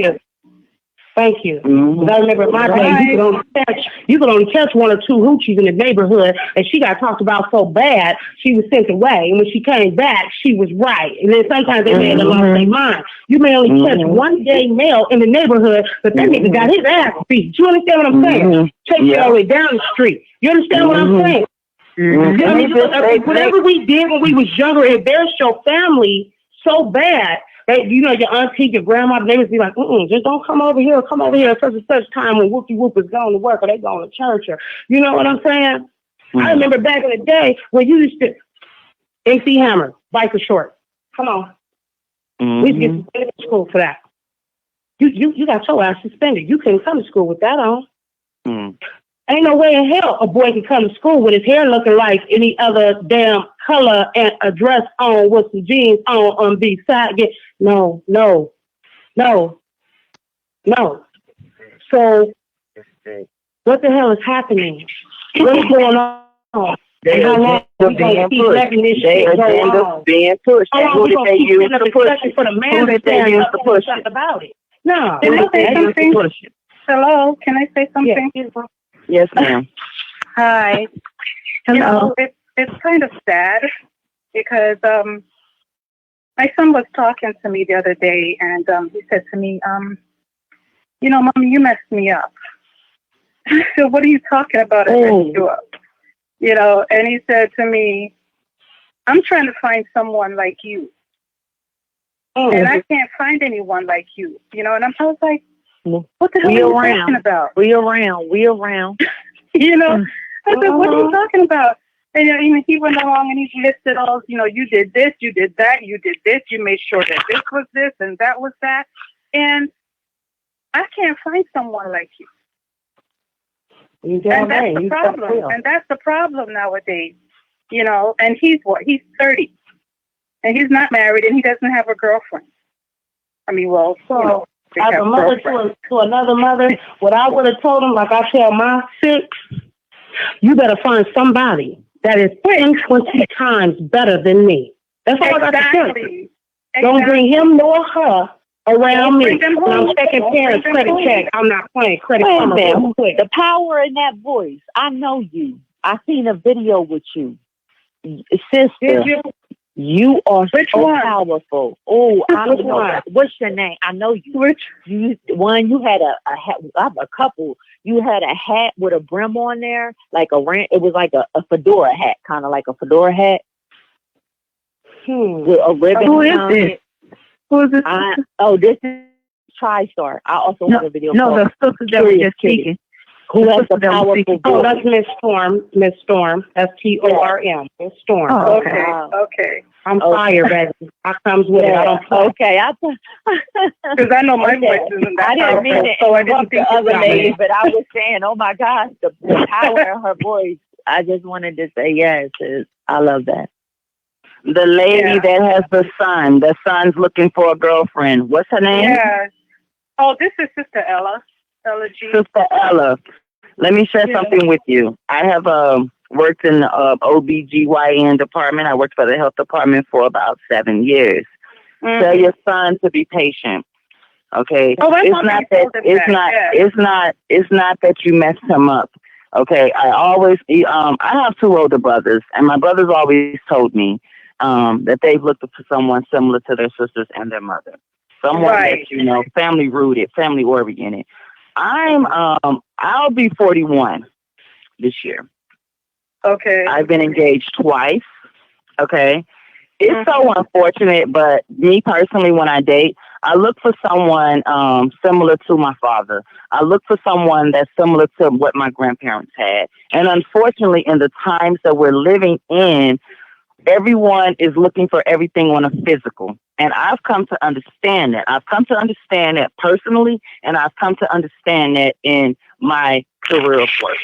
I work at the health department, and honey, the things that I've seen blew my mind. Okay, I'm not so quick to date, and I tell anyone, if they're out here dating, their first date needs to be the health department. Okay, if it's any type of interest and you think that you're going to move forward, okay, because it is so sad, because when I'm here to tell you that men are messing with women by day and fucking men at night. And women are doing the same thing. We have to be so careful that if I leave this world without a partner, so fucking be, okay? Because they always said that the Bible said a lot of shit that I don't pay attention to. And one of the things that it said was masturbation was a damn sin. But I was blessed with 10 fingers and 10 toes. And I would play with myself all goddamn day long before I be sitting up in the health department. Myself with some shit that I have seen people diagnosed with. So you tell your son to be patient, and love will find him. Be real to who he are. To who he is, okay? And look for someone that's of his yoke. If anyone is fast and loose, tell him to take off one. And yes, we have them urges. Yes, we have them urges. But at the same time, protect yourself, because, honey, it's a lot of shit out here. A lot of shit out here. People ain't making love no more. Brother Lance cracks up at me all the time. People ain't court no more making love. People out here straight sport fucking. And if you need a definition of sport fucking, I'll give it to you. Exactly. Yeah. You can't miss what you ain't never had. Don't even worry about it. I'm trying to tell you. They out here straight sport fucking like wild fucking animals. I have be in control of your chakras. I have 4 children, so and they're varying ages. You know what I'm saying? So I've been around the block with them already, and I've already talked to him, and but it was kind of interesting, just to hear him say those things. You know what I mean? It was like, wow, because of course I'm asking what's going on. He's telling me he wants to get married, he wants to do X, Y, Z, blah blah. But every girl he comes across, they look nice, they seem nice, and then somewhere along the way, everything falls apart. And then you find out, well, he's looking for a me, or he's looking for his 2 sisters. You know what I mean? He's looking for someone that exemplifies what they are. And it's based upon how I raised them. Right. Yeah, you didn't let them up. You raised them well. You raised him well. No, you didn't mess him up. You raised him and taught him well. He knows what he's looking for. Whatever he's looking for is out there. It's just not. It may not just be time, or whenever they make that connection, it'll happen. Just be patient. Yeah. Right. You gotta know somebody, because you could be sleeping with the enemy the whole time and you don't even know. Right. You with the setup. Just by nature. I mean, honestly, we women, we could talk just by nature, and then by, the month I was born. I am very sexual by nature, but trust you me, it ain't a motherfucker in Daytona that I am looking to sleep with. When I say the whole damn town is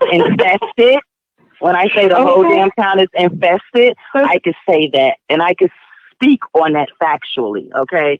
If it's not drugs that's been taken over, if it ain't the men on the men that's been taken over, I mean, the town here is so small, y'all. We got family members sleeping with one another, okay? So every time they see a new face come to town, like I'm kind of the newbie in town, I don't get out that much, but when I do, men is flocking to me, Hell to the no. Especially a lot of older black brothers. You can keep it moving because them white women that took every fucking thing you had and your ass ain't got nobody and I ain't gonna play fucking mammy to you. So kick rock, okay? But it is just that bad. It is just that bad. They don't have teeth. I can't even believe you're trying to talk to me. You ain't even got no damn teeth in your damn mouth. Are you serious? I mean, they handing out Medicaid and Medicare all damn day long. Do you need help with that? I can help you with that. I'm going to need you to get some dentures or something.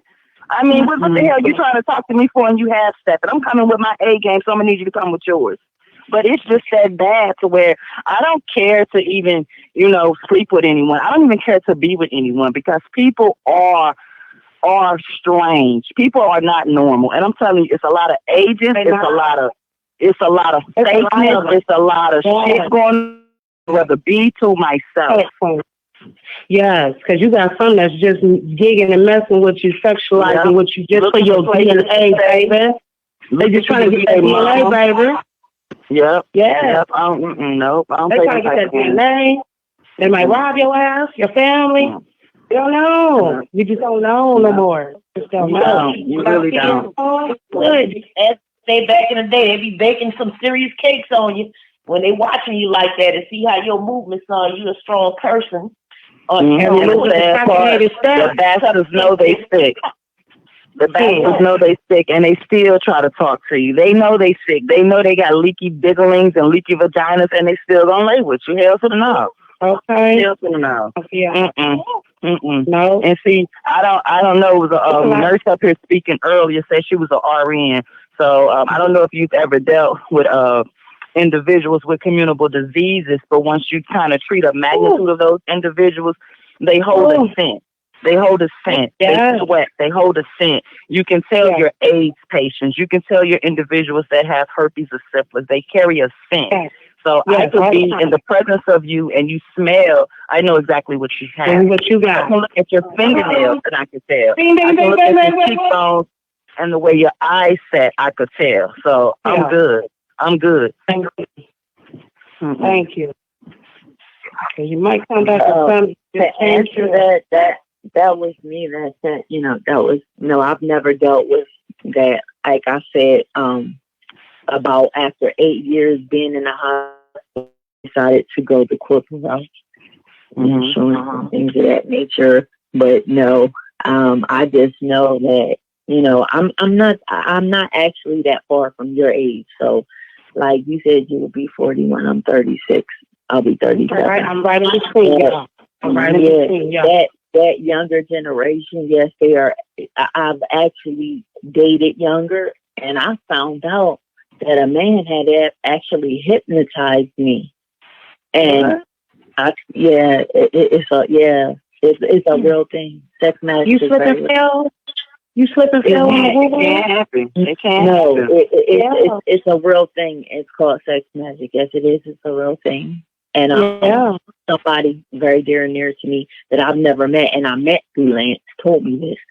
And I absolutely, they put the pieces of the puzzle together because I could never let this person go. And the only thing that he ever did for me was give me my first orgasm at 32.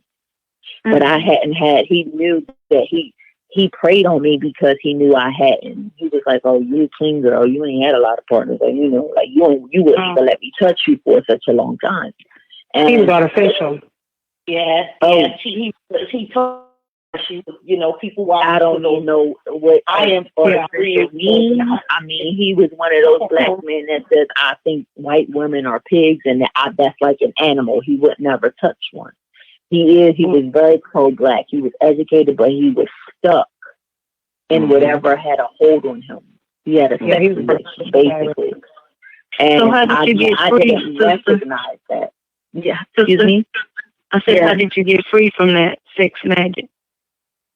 Oh, I tapped into myself and I asked my ancestors for help, but it cost me all the warnings that they heeded me because I never, let's just put it this way. I've always been a different person, and I knew something was way more than that Bible. I said, something right because yes, I've been through a lot of my life, but when I really understood spiritualism and I started to read about the hermetic text, comedic text.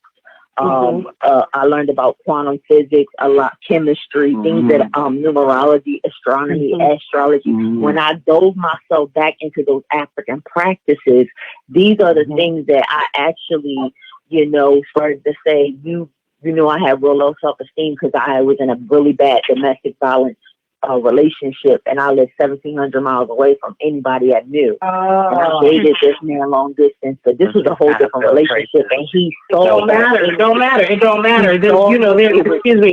don't matter, because if you've been in that abusive relationship, sometimes we are stuck and used to those type of abuses that they're sugar-coated. Yeah, they're only sugar-coated in a whole different fashion or form. See, now you done opened up your heart and choked out. So, you know what I'm saying? So, that's, you know what I'm saying? But, go ahead, sis. I won't cut you off. I apologize. I just wanted to say that, I've noticed that I've dated older men and I've dated younger men, and it seems like I've always been sexually objectified. And when I recognize that, I tell people to get away from me quickly. And I mean, you better get away from me, because I don't play that. And it's just to the point where I don't understand what happened between my generation of me growing up, and I'm like the next door neighbor used to yank me up.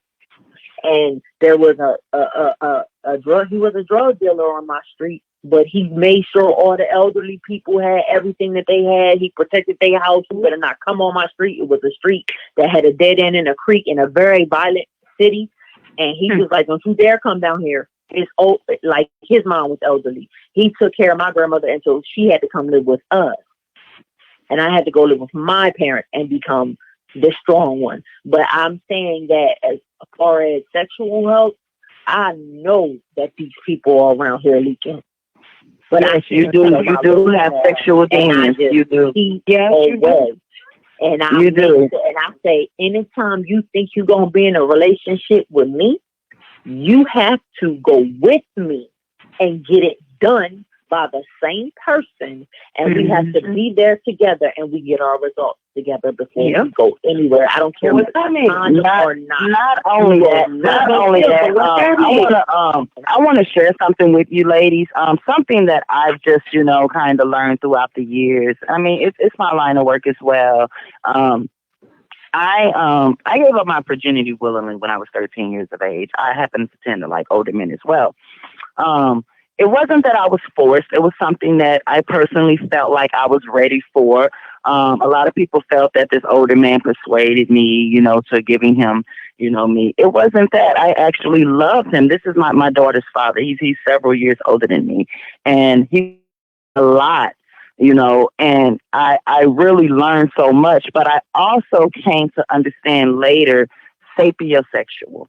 And what that is having a relationship of the mind. Okay. Okay. Wait. He says sapiosexual. It's sapiosexual. I want you ladies to look that word up and familiarize that word. Okay. And the reason I'm sharing it, the lady mentioned that she was 1,700 miles away. Look, my family's from Mississippi, okay? And I got pregnant with my daughter at 13 years old. I was going to have I had my daughter 2 months before I turned 14, okay?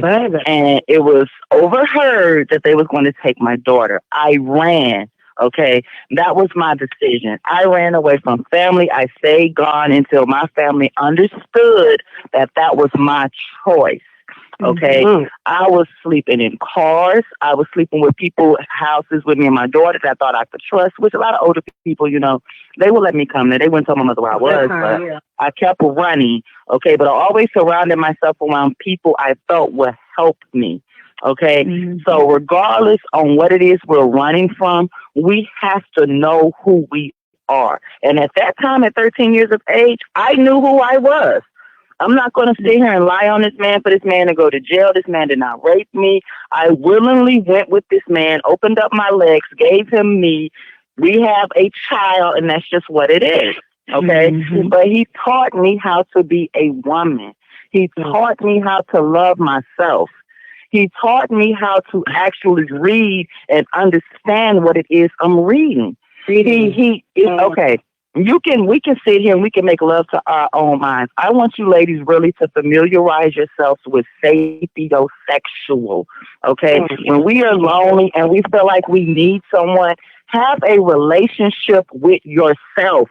You cannot, listen to me, you can give the man all the pussy in the motherfucking world. You can give a man a baby. That's not going to make that man stay. When you love yourself and you know who you are, that man is going to love you even harder if it's meant for you. If it's meant for you.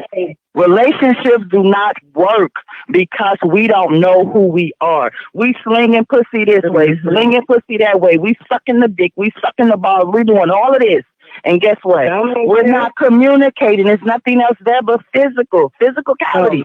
When the physicality is gone, what's there? You have to have the balance. You got to have the spiritual. You got to have the physical. You got to have the meeting of the mind. Once you look, people say people that talk to themselves is crazy. That's a damn lie. I talk to myself. I answer myself. Hope, how you doing today? Fine. Hope, is it going to be a good day? It's going to be a good day. Let's go out here and get it. Okay?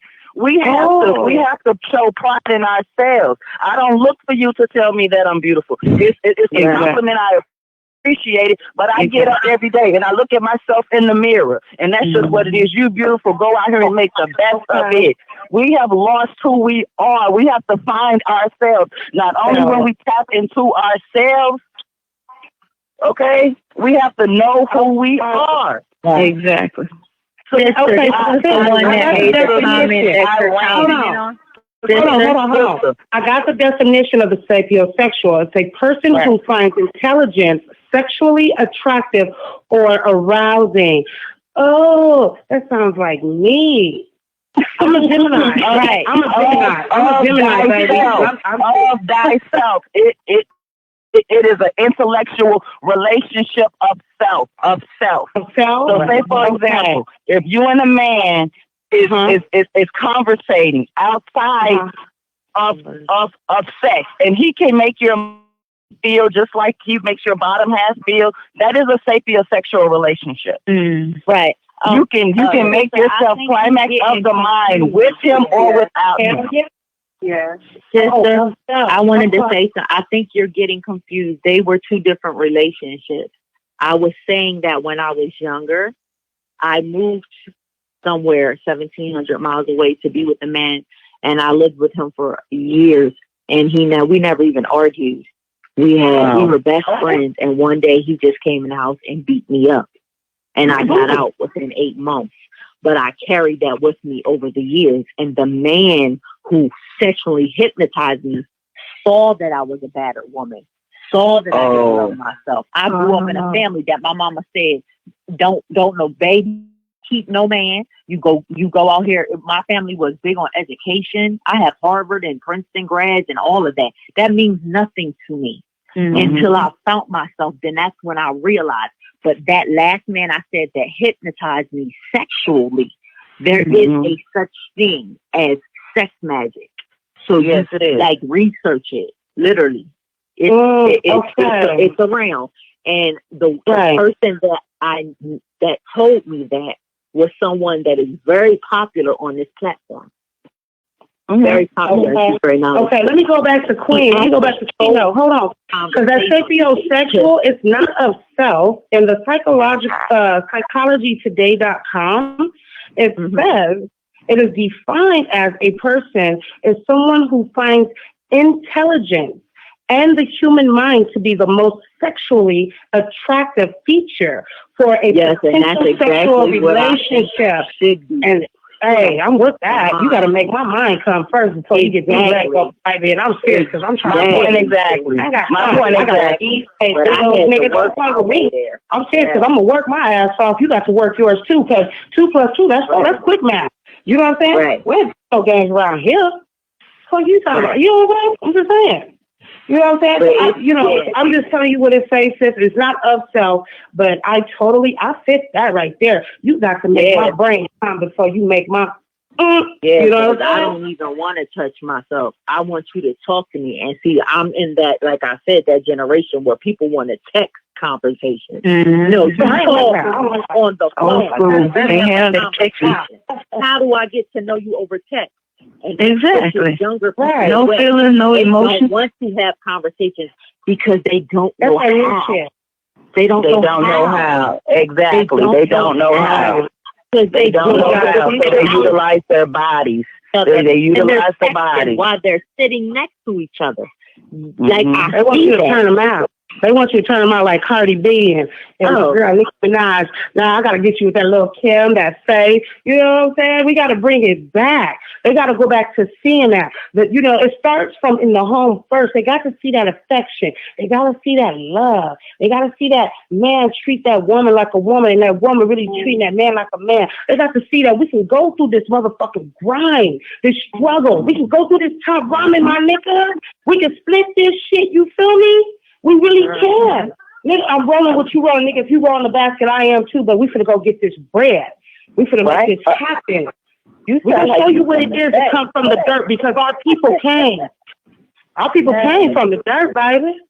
Yes, we came from the dirt. We came through the slavery. We came through the sodomizing. We came through the rape. We came through all that. So look, sis, I hear what everybody's saying. Excuse me, this is Miss Storm. I hear what everybody's saying. I respect each and every one of you, and I appreciate y'all tonight. Look, check this out. My whole thing is we can go on and on about this shit right here.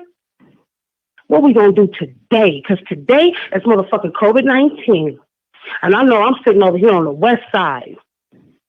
And I know these niggas is talking about some, they done just cut off our beaches. They just cut off our beaches.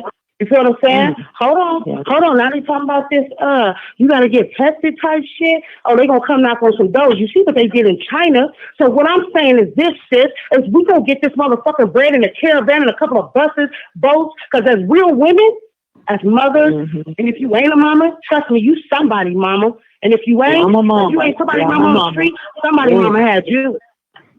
You ain't never lied. You know what I'm saying?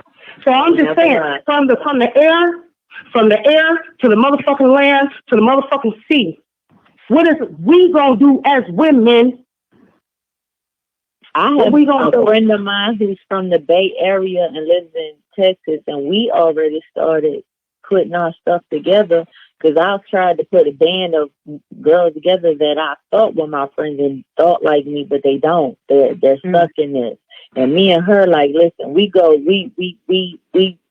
already in the plan. So I'm like, I may not know you. You my sister. If you would like to join in, hey, we put in enough of what you make and I make, and we save that much. We gone. We gone. Marcus, we should have got on the boat with Marcus Garvey had. We should have got on the boat. And we can do it, you know, just like Brother Lance said that, you know, just look at the Mexicans, how the Mexicans, they all come together. So, let me ask a question. Let me ask a question. We got plan A. What's plan B? Everybody, thank you. Stop talking about Marcus Garvey. No. I'm sorry. We the one that carried for 9 months. The mother, the son, mother, father, then the son, and the Holy Spirit and everybody else. You understand what I'm saying?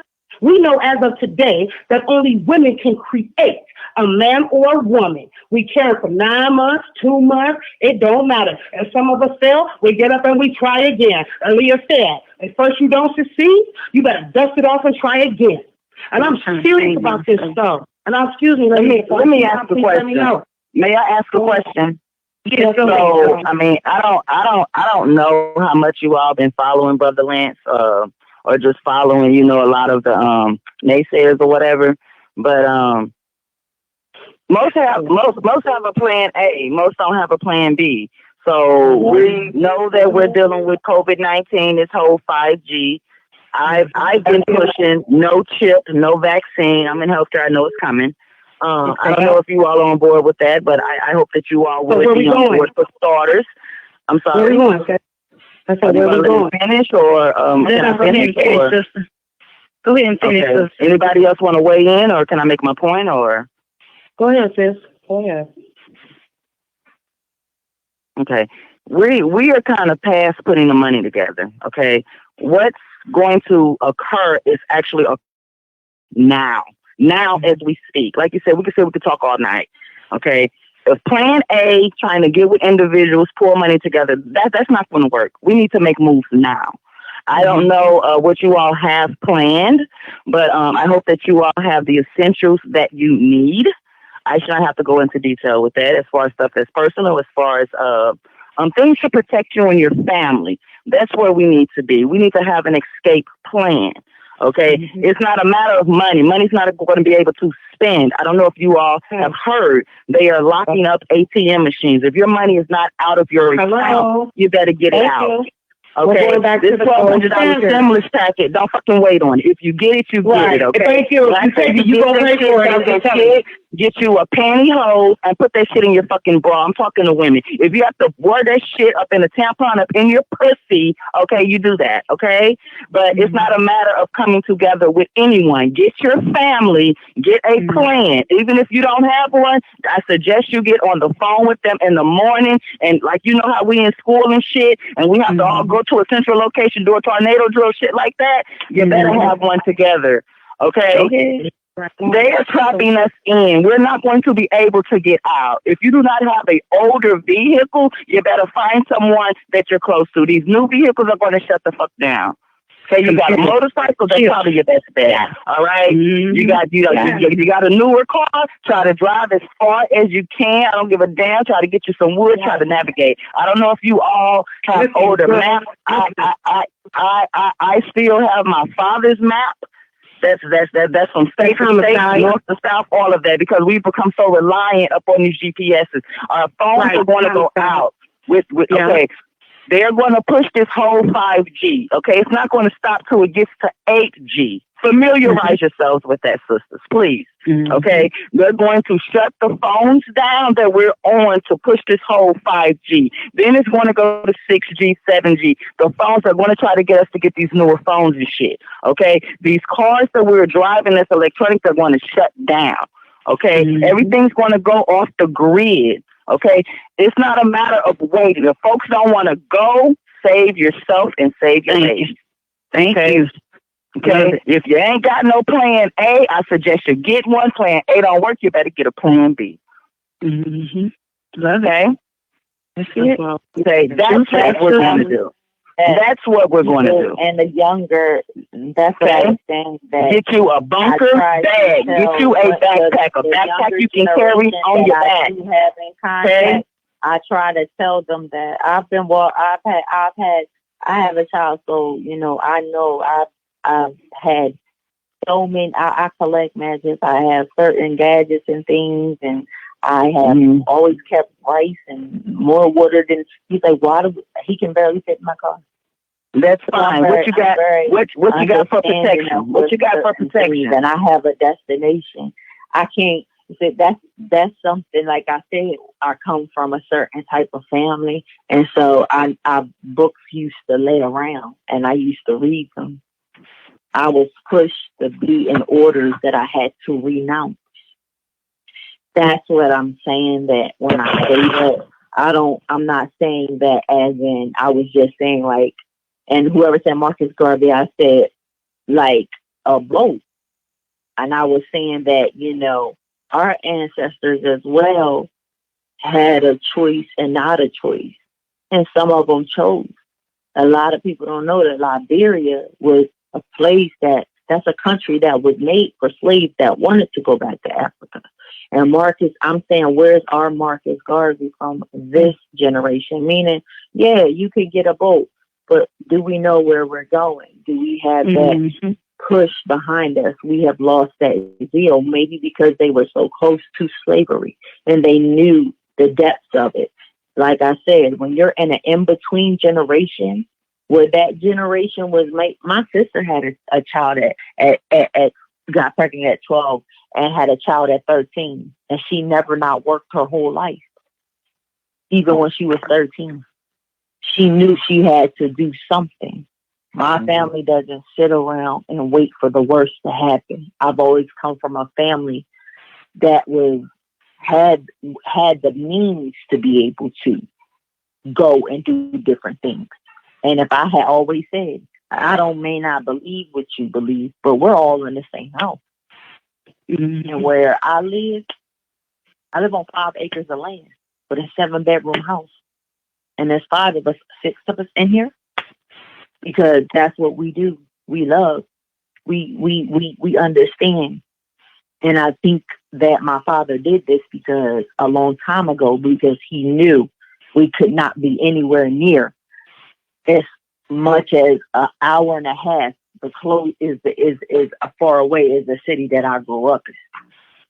So everybody is different and has different plans and different things. Mm-hmm. The only perspective that I say is when I say as sisters, I don't want to leave my younger sisters out of it but there will be some left behind. But there are starseed children that have called this and other things, and they have started up movements and decided. I know a lot of people that are younger than me that have movements, and they really are doing something about it. And unfortunately, if we're not familiarized with their name, if we're not familiarized with going on Instagram and Facebook and looking at younger people and seeing what they're doing, you may not even know about certain things. And because I'm in that gap where I'm like, I love Lancescurv, but I also love Brizzy Islam. I also love Brother Ben X. Mm-hmm. And these names may not be familiar to some people. They may be familiar to others. And that's why I say I stand in the gap and I honor you, guys, for all you say and the things that you've seen that I haven't seen and the things that you've done that I haven't done. And that's why I said we have to bridge the gap in between. And the way that I do it, if you follow me on Instagram, you're going to hear how I really am. You're going to hear what I'm talking to them about, how I'm telling them what's wrong with you. And a lot of men have come to me and said, wow, I cannot believe that you're that young. No, I'm not that young as you think I am, just because I look this way. But it doesn't matter if I was young. I've never heard a woman speak like that with power. That's because they ain't on here saying it. They on here shaking their butt. And that's what you really pay attention to. But what you see in me is probably what you say, oh, I will marry her, but I want her for right now. Ain't nobody think about marriage. Right. And then I have older men that are like, sister, speak. Continue to speak. Because there was a time where I shut my mouth. Because I was like, nobody's hearing me down there. Are y'all there? Hello? That's how you feel. And those older men, you working with that younger generation, having all these STDs, don't they come in there repeatedly like a revolving door? Because they ain't hearing what you're saying. They live in a alternate reality. They live in a virtual reality. They live with those virtual reality goggles on a daily basis. It is hard to break that when that's what they see and believe. That's the world they grew up in. It wasn't the world we grew up in. Right. So we have to be adaptable because there's no way we can leave our young sisters behind. I won't give up on them. I ain't. Right. All right. Gotta guide them. Gotta direct.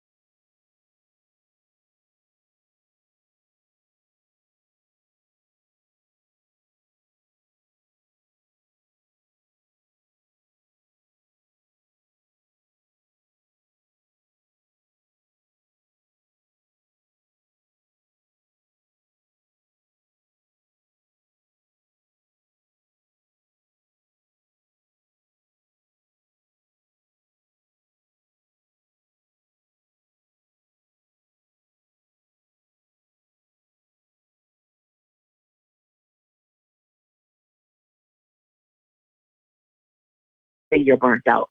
But the one thing I won't do is I just won't give up on my sisters. Right. Or my brothers. I ain't giving up on them either. Because some of them, you'll be surprised. If you really talk to some of these young men that do some of the crazy stuff they do, you'd be surprised how intelligent they really are. I'm telling you, they are a different breed, a starseed. They really are. Mm-hmm. And somebody has to say, okay, I know the older generation, and to honor them and to respect them. They don't even know that. They don't know how to say, yes, ma'am, thank you, please.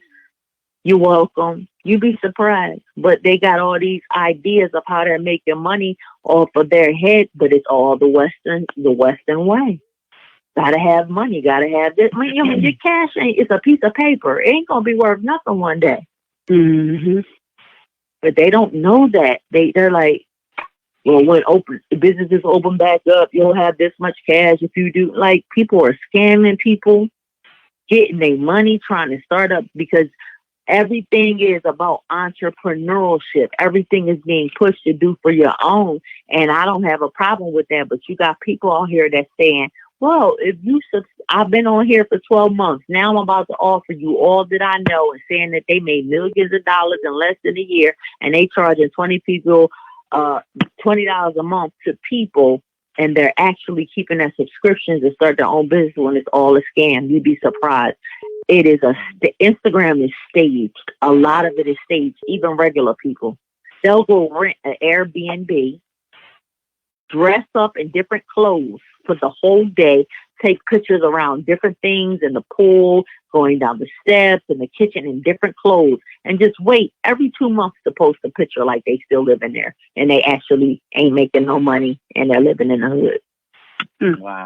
I'm telling you, they crafty. And it's a different thing. But nobody's going to silence me as far as telling the younger generation, come on, wake on up. Nipsey ain't wake them up. Nipsey informed them. Now, there's a lot of brothers out here that I'm telling you that's smart as they know quantum physics already, and they 23. And they're trying to get at people to come together. And they're having a hard time doing it. And they're men. And they're men that are saying, listen, we got to do this. We got to get this together. And this is before all of this happened. They was calling all of this before it happened. Some of young people were calling all of this. They knew it too. So we also have to give some credit to them, because just like out of every one bad apple does not spoil the whole bunch. Mm-hmm. And so that's just a matter of loving each other. That's where we start. We have to love each other. Not that fake love, that genuine love, no matter what.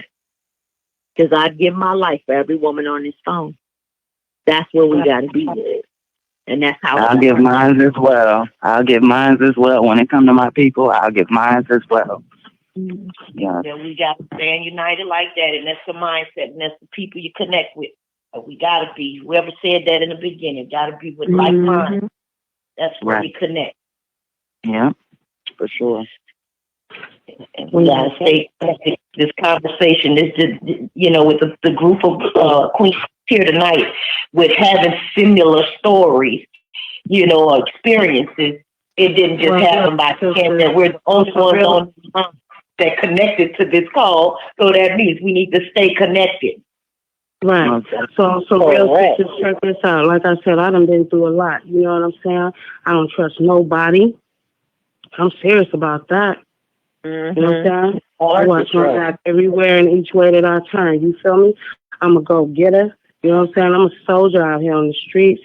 I can walk in any damn door. And while we still got access to some revenue, on some real, I commend the brothers. I respect all the men. You know what I'm saying?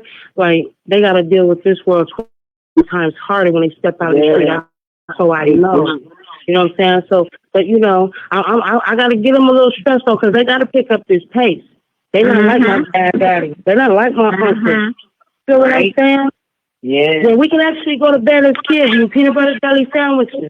You know what I'm saying? And let's go to bed and don't worry about nothing. You feel me?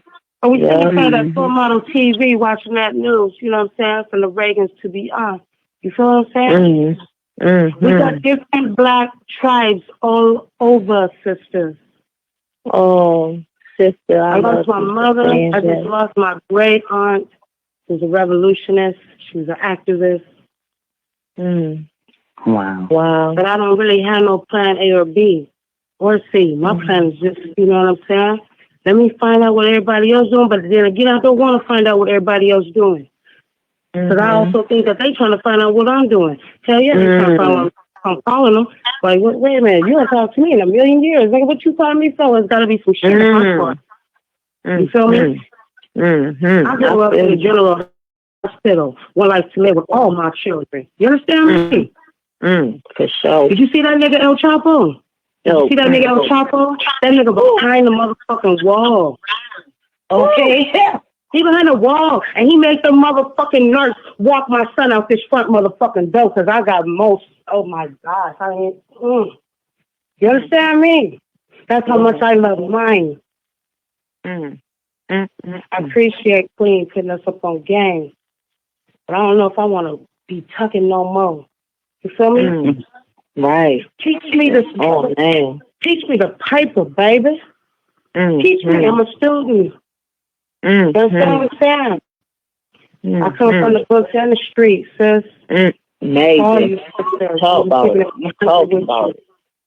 I want to know what's going on in every 50 states and out the country. So if we need to make this move, we know we can make this move. I'm rolling with Harriet Tubman. I'm rolling with the woman before her, the woman before her. But the true women that I have identified is the women that raised me and the women that I connect with.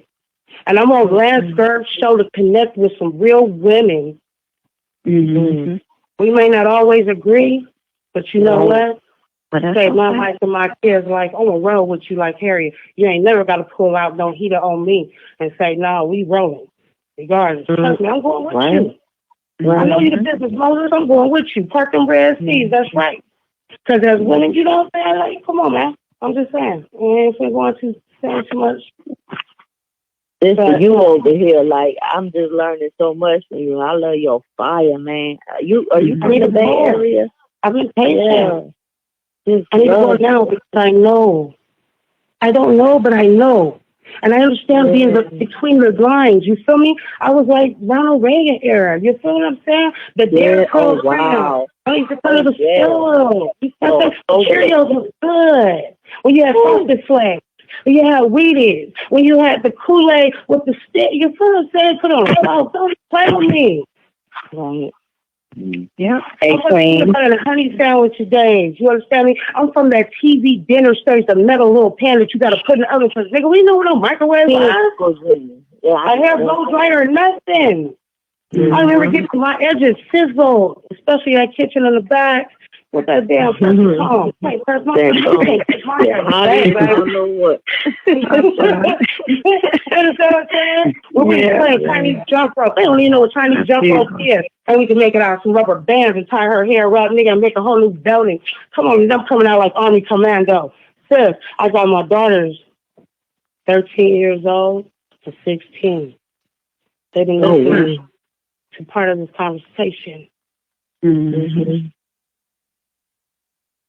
That's beautiful, sis. I need somebody to pick up the baton.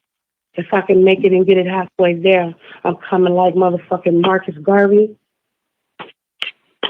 I'm coming like my ancestors. Yeah. It's power. I'm coming for who you believe in. There's power in it. You know what I'm saying? About no bullshit. I don't give a fuck if we got to say hell, we going on the way. I don't give a damn. You know what I'm saying? I don't see that. Hey, Queen, it was a pleasure speaking to you all. I'm going to have to get ready and get off here. I got to get a shower. I got some early morning runs. You all be safe in all you do, and it was such a pleasure. You too, and God, good night. I say peace and love and light to you as well, sis. Thank you. Talking to all you. Yeah. And is this the sister that was speaking about your dad? Yes. Yeah, I just want to say it was a beautiful story, and we're sending up positive energy, and condolence go out to you and your family. Thank you. Thank you. Oh, you're still on? Oh, okay, I thought you were. You are. Yeah, I think Brother Lance, he's probably snoring. I can't imagine. I couldn't even imagine. Like, you literally have brought me to tears. Because not just that, like the medical profession, the way you describing it is like, I can't even believe this. I can't, it's like, but I do believe it. But it's like that, you know, for you to see so much with your own eyes and then that to happen to your family in the industry you work in, it makes you look behind your back 20 times more. Like, what is really going on? It was an eye-opener, you know, what she told us. And thank you for sharing your story. You know, like you said, it's something you shouldn't even have to experience, you know? Right. Exactly. Well, thank you. That's just inhumane. Yes, and you all are more than welcome. Thank you so much, and you all take care, and I'll speak with you soon. All right. Well, bye, ladies. Y'all. Peace and love to all of you. Okay, this Purify Love. Purify Love. No, this is Curious. Oh, I was trying to see if she was still on the phone. Purify Love. I thought she was talking while ago. Purify Love. Yeah. I don't know if she's still on. Purify Love. I guess she's on. Yeah, I think she went on. Hi. But this was beautiful, and I just want to say, she got stuck somewhere. I'm not sure what happened to her. I just want to say I thank Lance for allowing us the platform, you know, as women to, you know, speak and everything. And, you know, like different ones saying we need to come together and just have a plan. We may not tell our plan on here, but, you know, he given us the opportunity to connect with each other. And that's what we need to do, you know. We have to exchange them because what are we going to do once these phones and stuff, you know, they shut the phones down. You know, we're going to have some kind of communication, you know. And so we need to stay in touch. Oh, yeah, like I told you, the wires keep it. Because those always... We don't have to like some Harriet Tubmans around here. Exactly, right, exactly, yeah. And just, you know, we have to keep, you know, following this channel and supporting, you know, Brother Lance. We got to support him, you know, because his brother Quaker and Sister SCURV, and, you know, they putting the message out for us. They're giving us the information. They're giving us the knowledge, and they're allowing different ones to come on the platform to, you know, to give us, you know, that knowledge that we need, you know, Sister Carrie Lux and, you know, all the other, you know, sisters and brothers that's on here. And we just got to support this channel, you know, that we can, you know, keep it going as long, you know, because we don't know when they might, you know, shut this thing down, you know. Like this thing, eventually YouTube, it may not be no YouTube, you know. And then what? And all of us, you know, we've been dependent on these cell phones. And what happened when you don't know anybody's number? That's right. You know, it's sad because I got a cell phone and that's what he was talking about. That's what he was talking about. That's why he said that if you vibe with someone, you know, you should try to get their number, get their email. Exactly. You know, have something right. And I'm trying to get into his new site he got that he had posted in the chat where you can click on and you can go in and you can you know, put it, you know, log in and everything, and then we can have these different private chat meetings, you know, private. That's what I'm trying to say, private. And we can exchange, you know, numbers and everything and information with each other. So that's what we need to do as well. I had a little difficulty getting into it in the beginning, but what I realized was that I had to still, even though I'm on his Lancescurv app, and on ZELLE and Envy, I still had to register. You know, it'll ask you to sign in for the chat. You know, you press the chat button. But you go in and you re-sign in, and it'll allow you to start posting. Yeah. Right. Yeah, because I have the app and everything, and I was Melanin Envy. I was on to that as well. So, Thank y'all. I really thank y'all. I try to get on the trap too, and I have problems.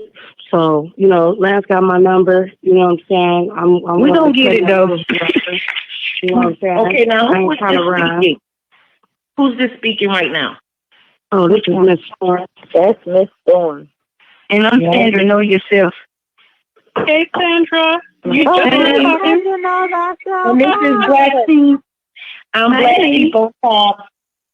Okay, hey, I've just been enjoying everybody. I've been pretty much quiet and just listening to the stories and everything. And everybody is really, speaking a lot of great information, and we need that. And the story that the young sister had about her dad, it was touching, but it was beautiful. And we also need to hear that because she basically letting us know, it's hard that, they stealing people organs, point blank, and that's sad, So, but anyway, but I enjoyed everybody, and I'm also finna get ready to get off. And thank you, Brother Lance, if you can hear me.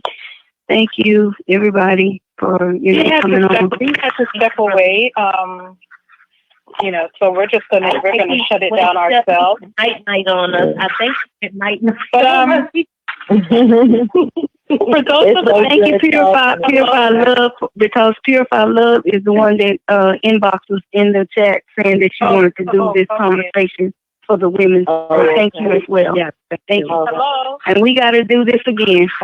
Listen, ladies. Yeah. For those of us who are having an issue getting into his chat, he's going to put together a tutorial or some sort of instructional information that will help us all get in there. Okay. So just look forward to that coming. Okay. You know what I'm saying? Because I know several people was having a problem getting into the chat earlier. So we're gonna work. We're gonna work on that. Right, because we definitely need to be able to communicate through that chat because of this, right now we need to be exchanging, like the other queen just said, we need to be exchanging, at least email and a phone number and find out who's near, where we are locally. Right. Who's closer to you can get a map, map out a plan. Oh, this goes out, I need to get over here, Exactly. Exactly. And at what time I need to get there, how much time we need to be able to calculate all these little movements. Yes, that's very And like they say, stay ready so you won't have to get ready. And that's why we need to get long it takes to get from point A. Because I was thinking the same thing. Where we gonna go? We gonna stay in the state, or we gonna go out of state? Where we gonna go? Are we gonna keep running? We gonna keep running? Come on now. We done learned from our ancestors. We keep talking about ancestors. Well, we're trying. Because my ancestors say it's time. It's our time.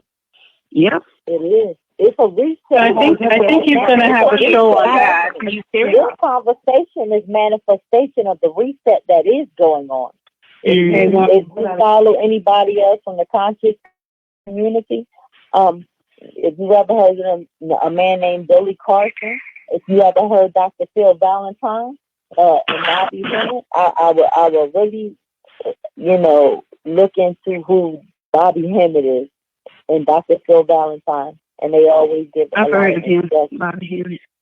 Yeah, he's awesome, but unfortunately they got him with a stroke. Yeah, so he hasn't been. But it's a lot of people that are on the same wavelength, and it's like we're trying to figure out, and when we're all saying the same thing, we need to pull together. But it's like, how do we do it? That we have. It's like we have so many things blocking us from being able to do this, and it was just like there are a lot of people on this accord because from being on this platform to seeing this to seeing that, I'm seeing people I would never think that would. Sharing videos, and that's what's going on in the prisons with our black brothers. They're killing them intentionally. Right. And right now, it's dying of COVID or whatever you gave them. They're not giving them masks. They're not letting them take showers. I mean, it's bad.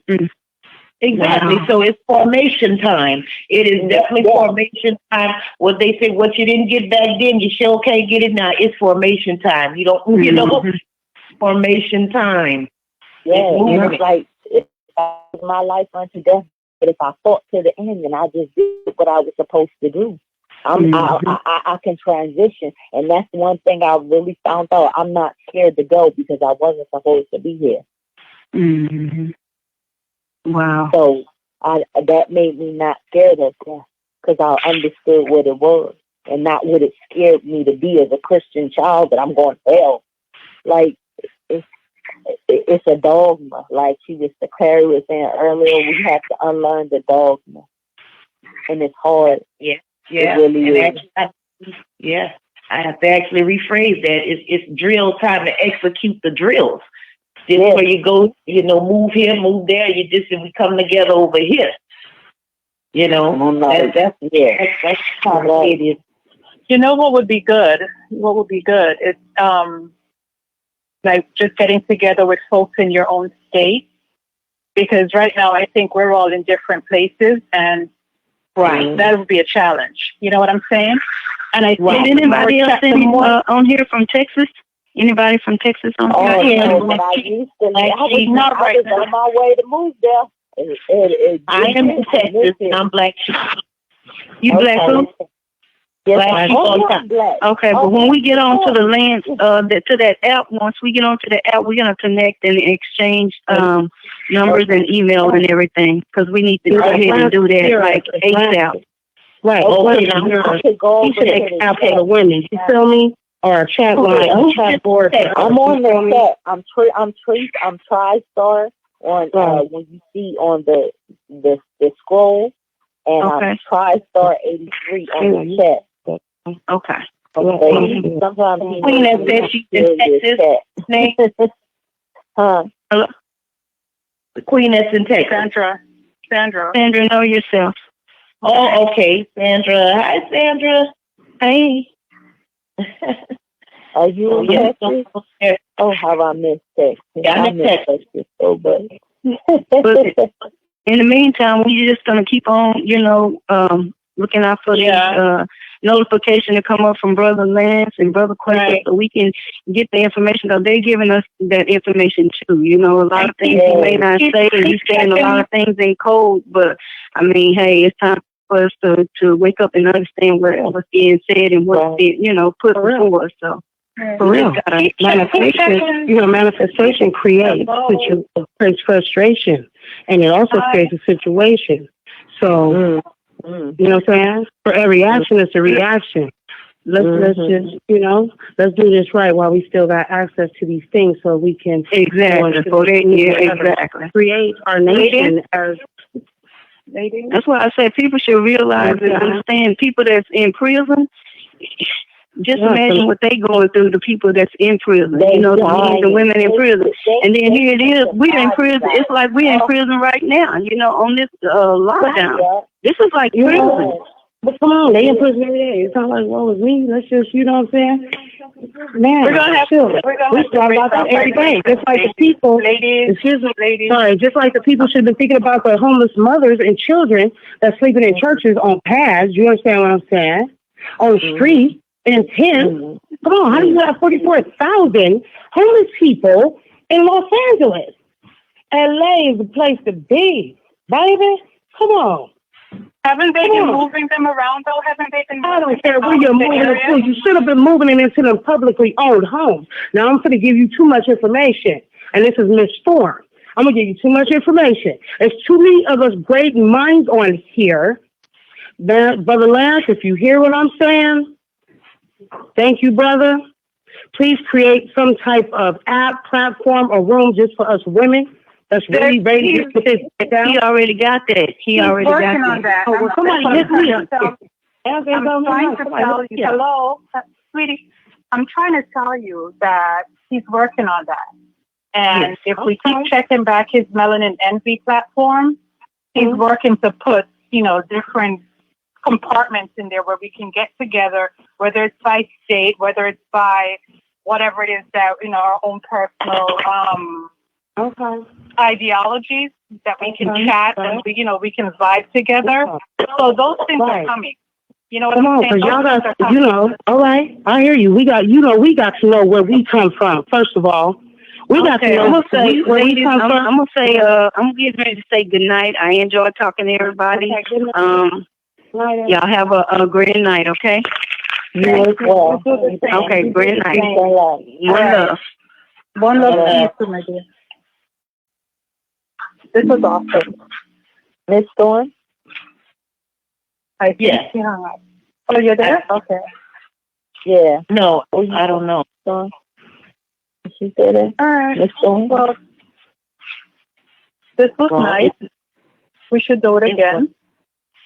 Yeah, we should very soon. Yeah, we should do it again. I had a wonderful time. Yeah. Thank you, very powerful conversation and exchange. Yeah. Very powerful.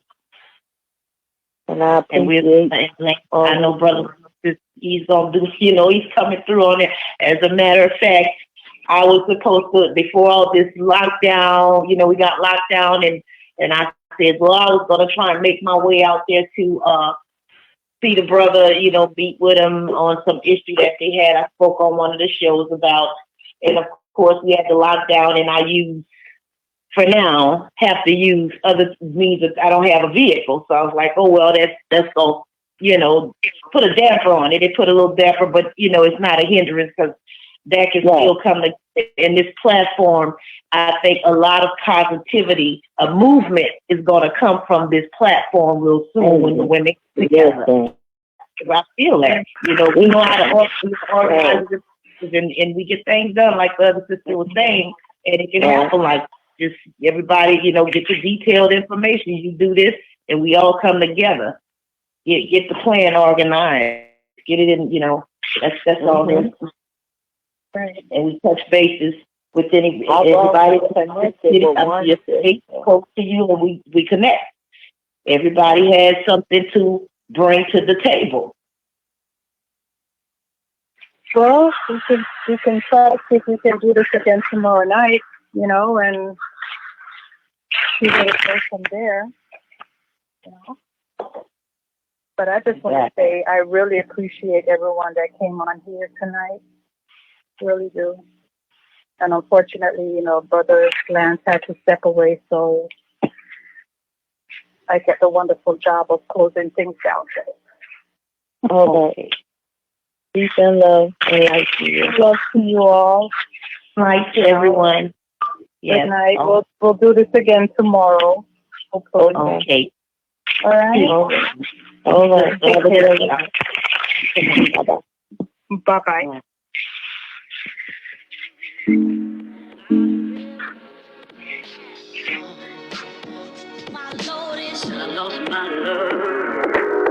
gonna move to the groove.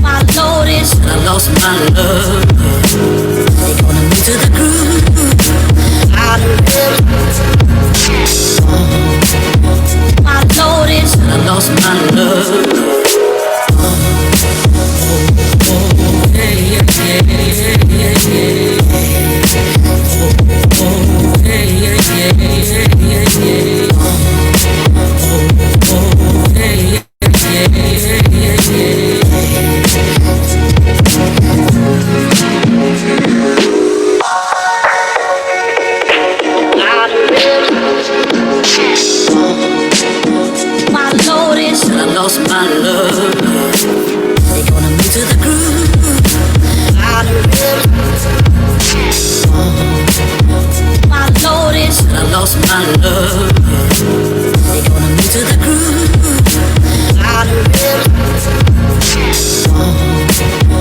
My notice, I lost my love.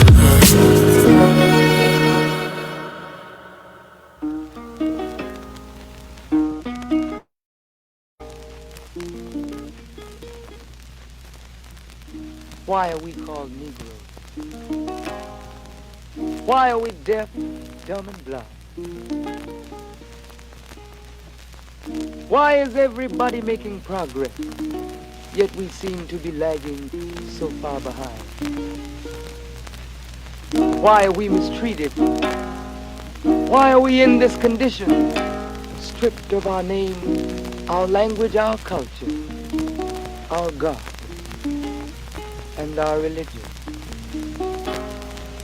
Here in America, all of our religious training has been gotten by the preacher.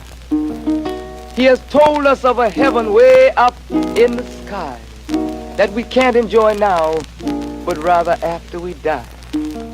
But all of the years that we're living For us there's nothing but hell, pain, torture, and misgiving. Yet the Bible speaks of a heaven filled with material luxury, which the white man and the preacher has right here, so we see. So my friend, take it for what it's worth. Your heaven and your hell is right here on this earth. So let's check back into history, which rewards all research and tells us plainly that before the white man gained entry to the East, he was living in the caves of Europe, a ravenous beast, eating juniper roots and eating flesh raw, till God sent Moses to civilize him and teach him the law. Then, following Marco Polo, an explorer, he gained entry into Asia and Africa. From China, he took silk and gunpowder. From India, he took jute, manganese, and rubber. He raped Africa of her diamonds and her gold. From the Mideast, he took barrels of oil untold, raping, robbing, and murdering everything in his path. The whole black world has tasted of the white man's wrath. So, my friend, it's not hard to tell. A white man's heaven is a black man's hell.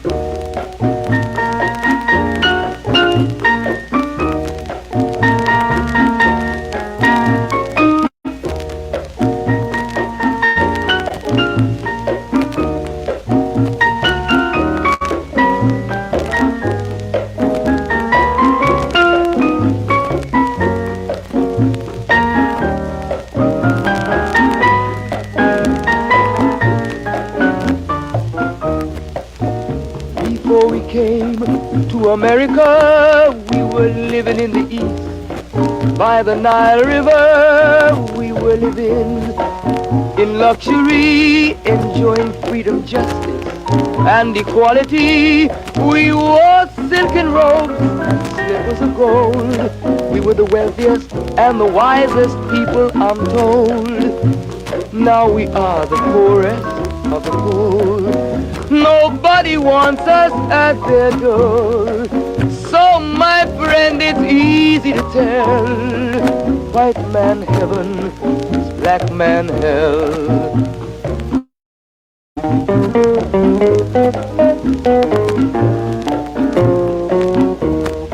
When the white man came to America, he told the Indian, I am your white brother. He said, red man, I'll treat you the best. Yet and still he pushed the Indian further west with his white woman and firewater. Tricks and lies, he stole America.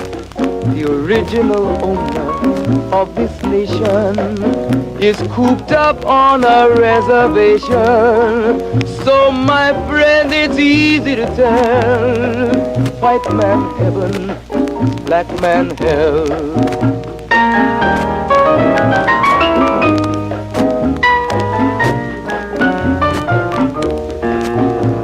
He needed someone to work the land. His back was too weak. He needed you, black man, so he commissioned Sir John Hawkins to commit the world's most grievous sin, to take a man who's born to be free and bring him down to slavery, to sell a man as merchandise, on his body put a price. Oh, my friend, it's easy to tell. White man heaven is a black man hell.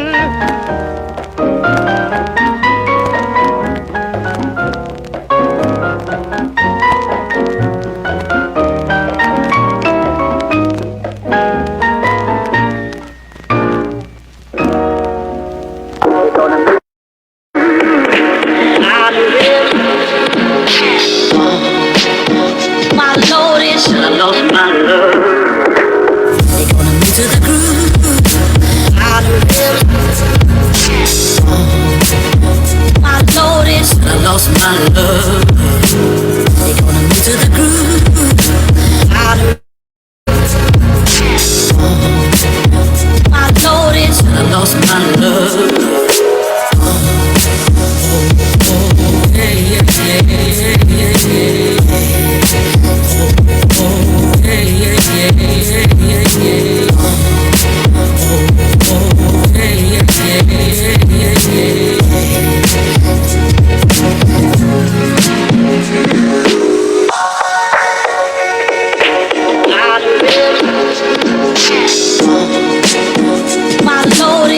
lost my love. They gonna move to the groove.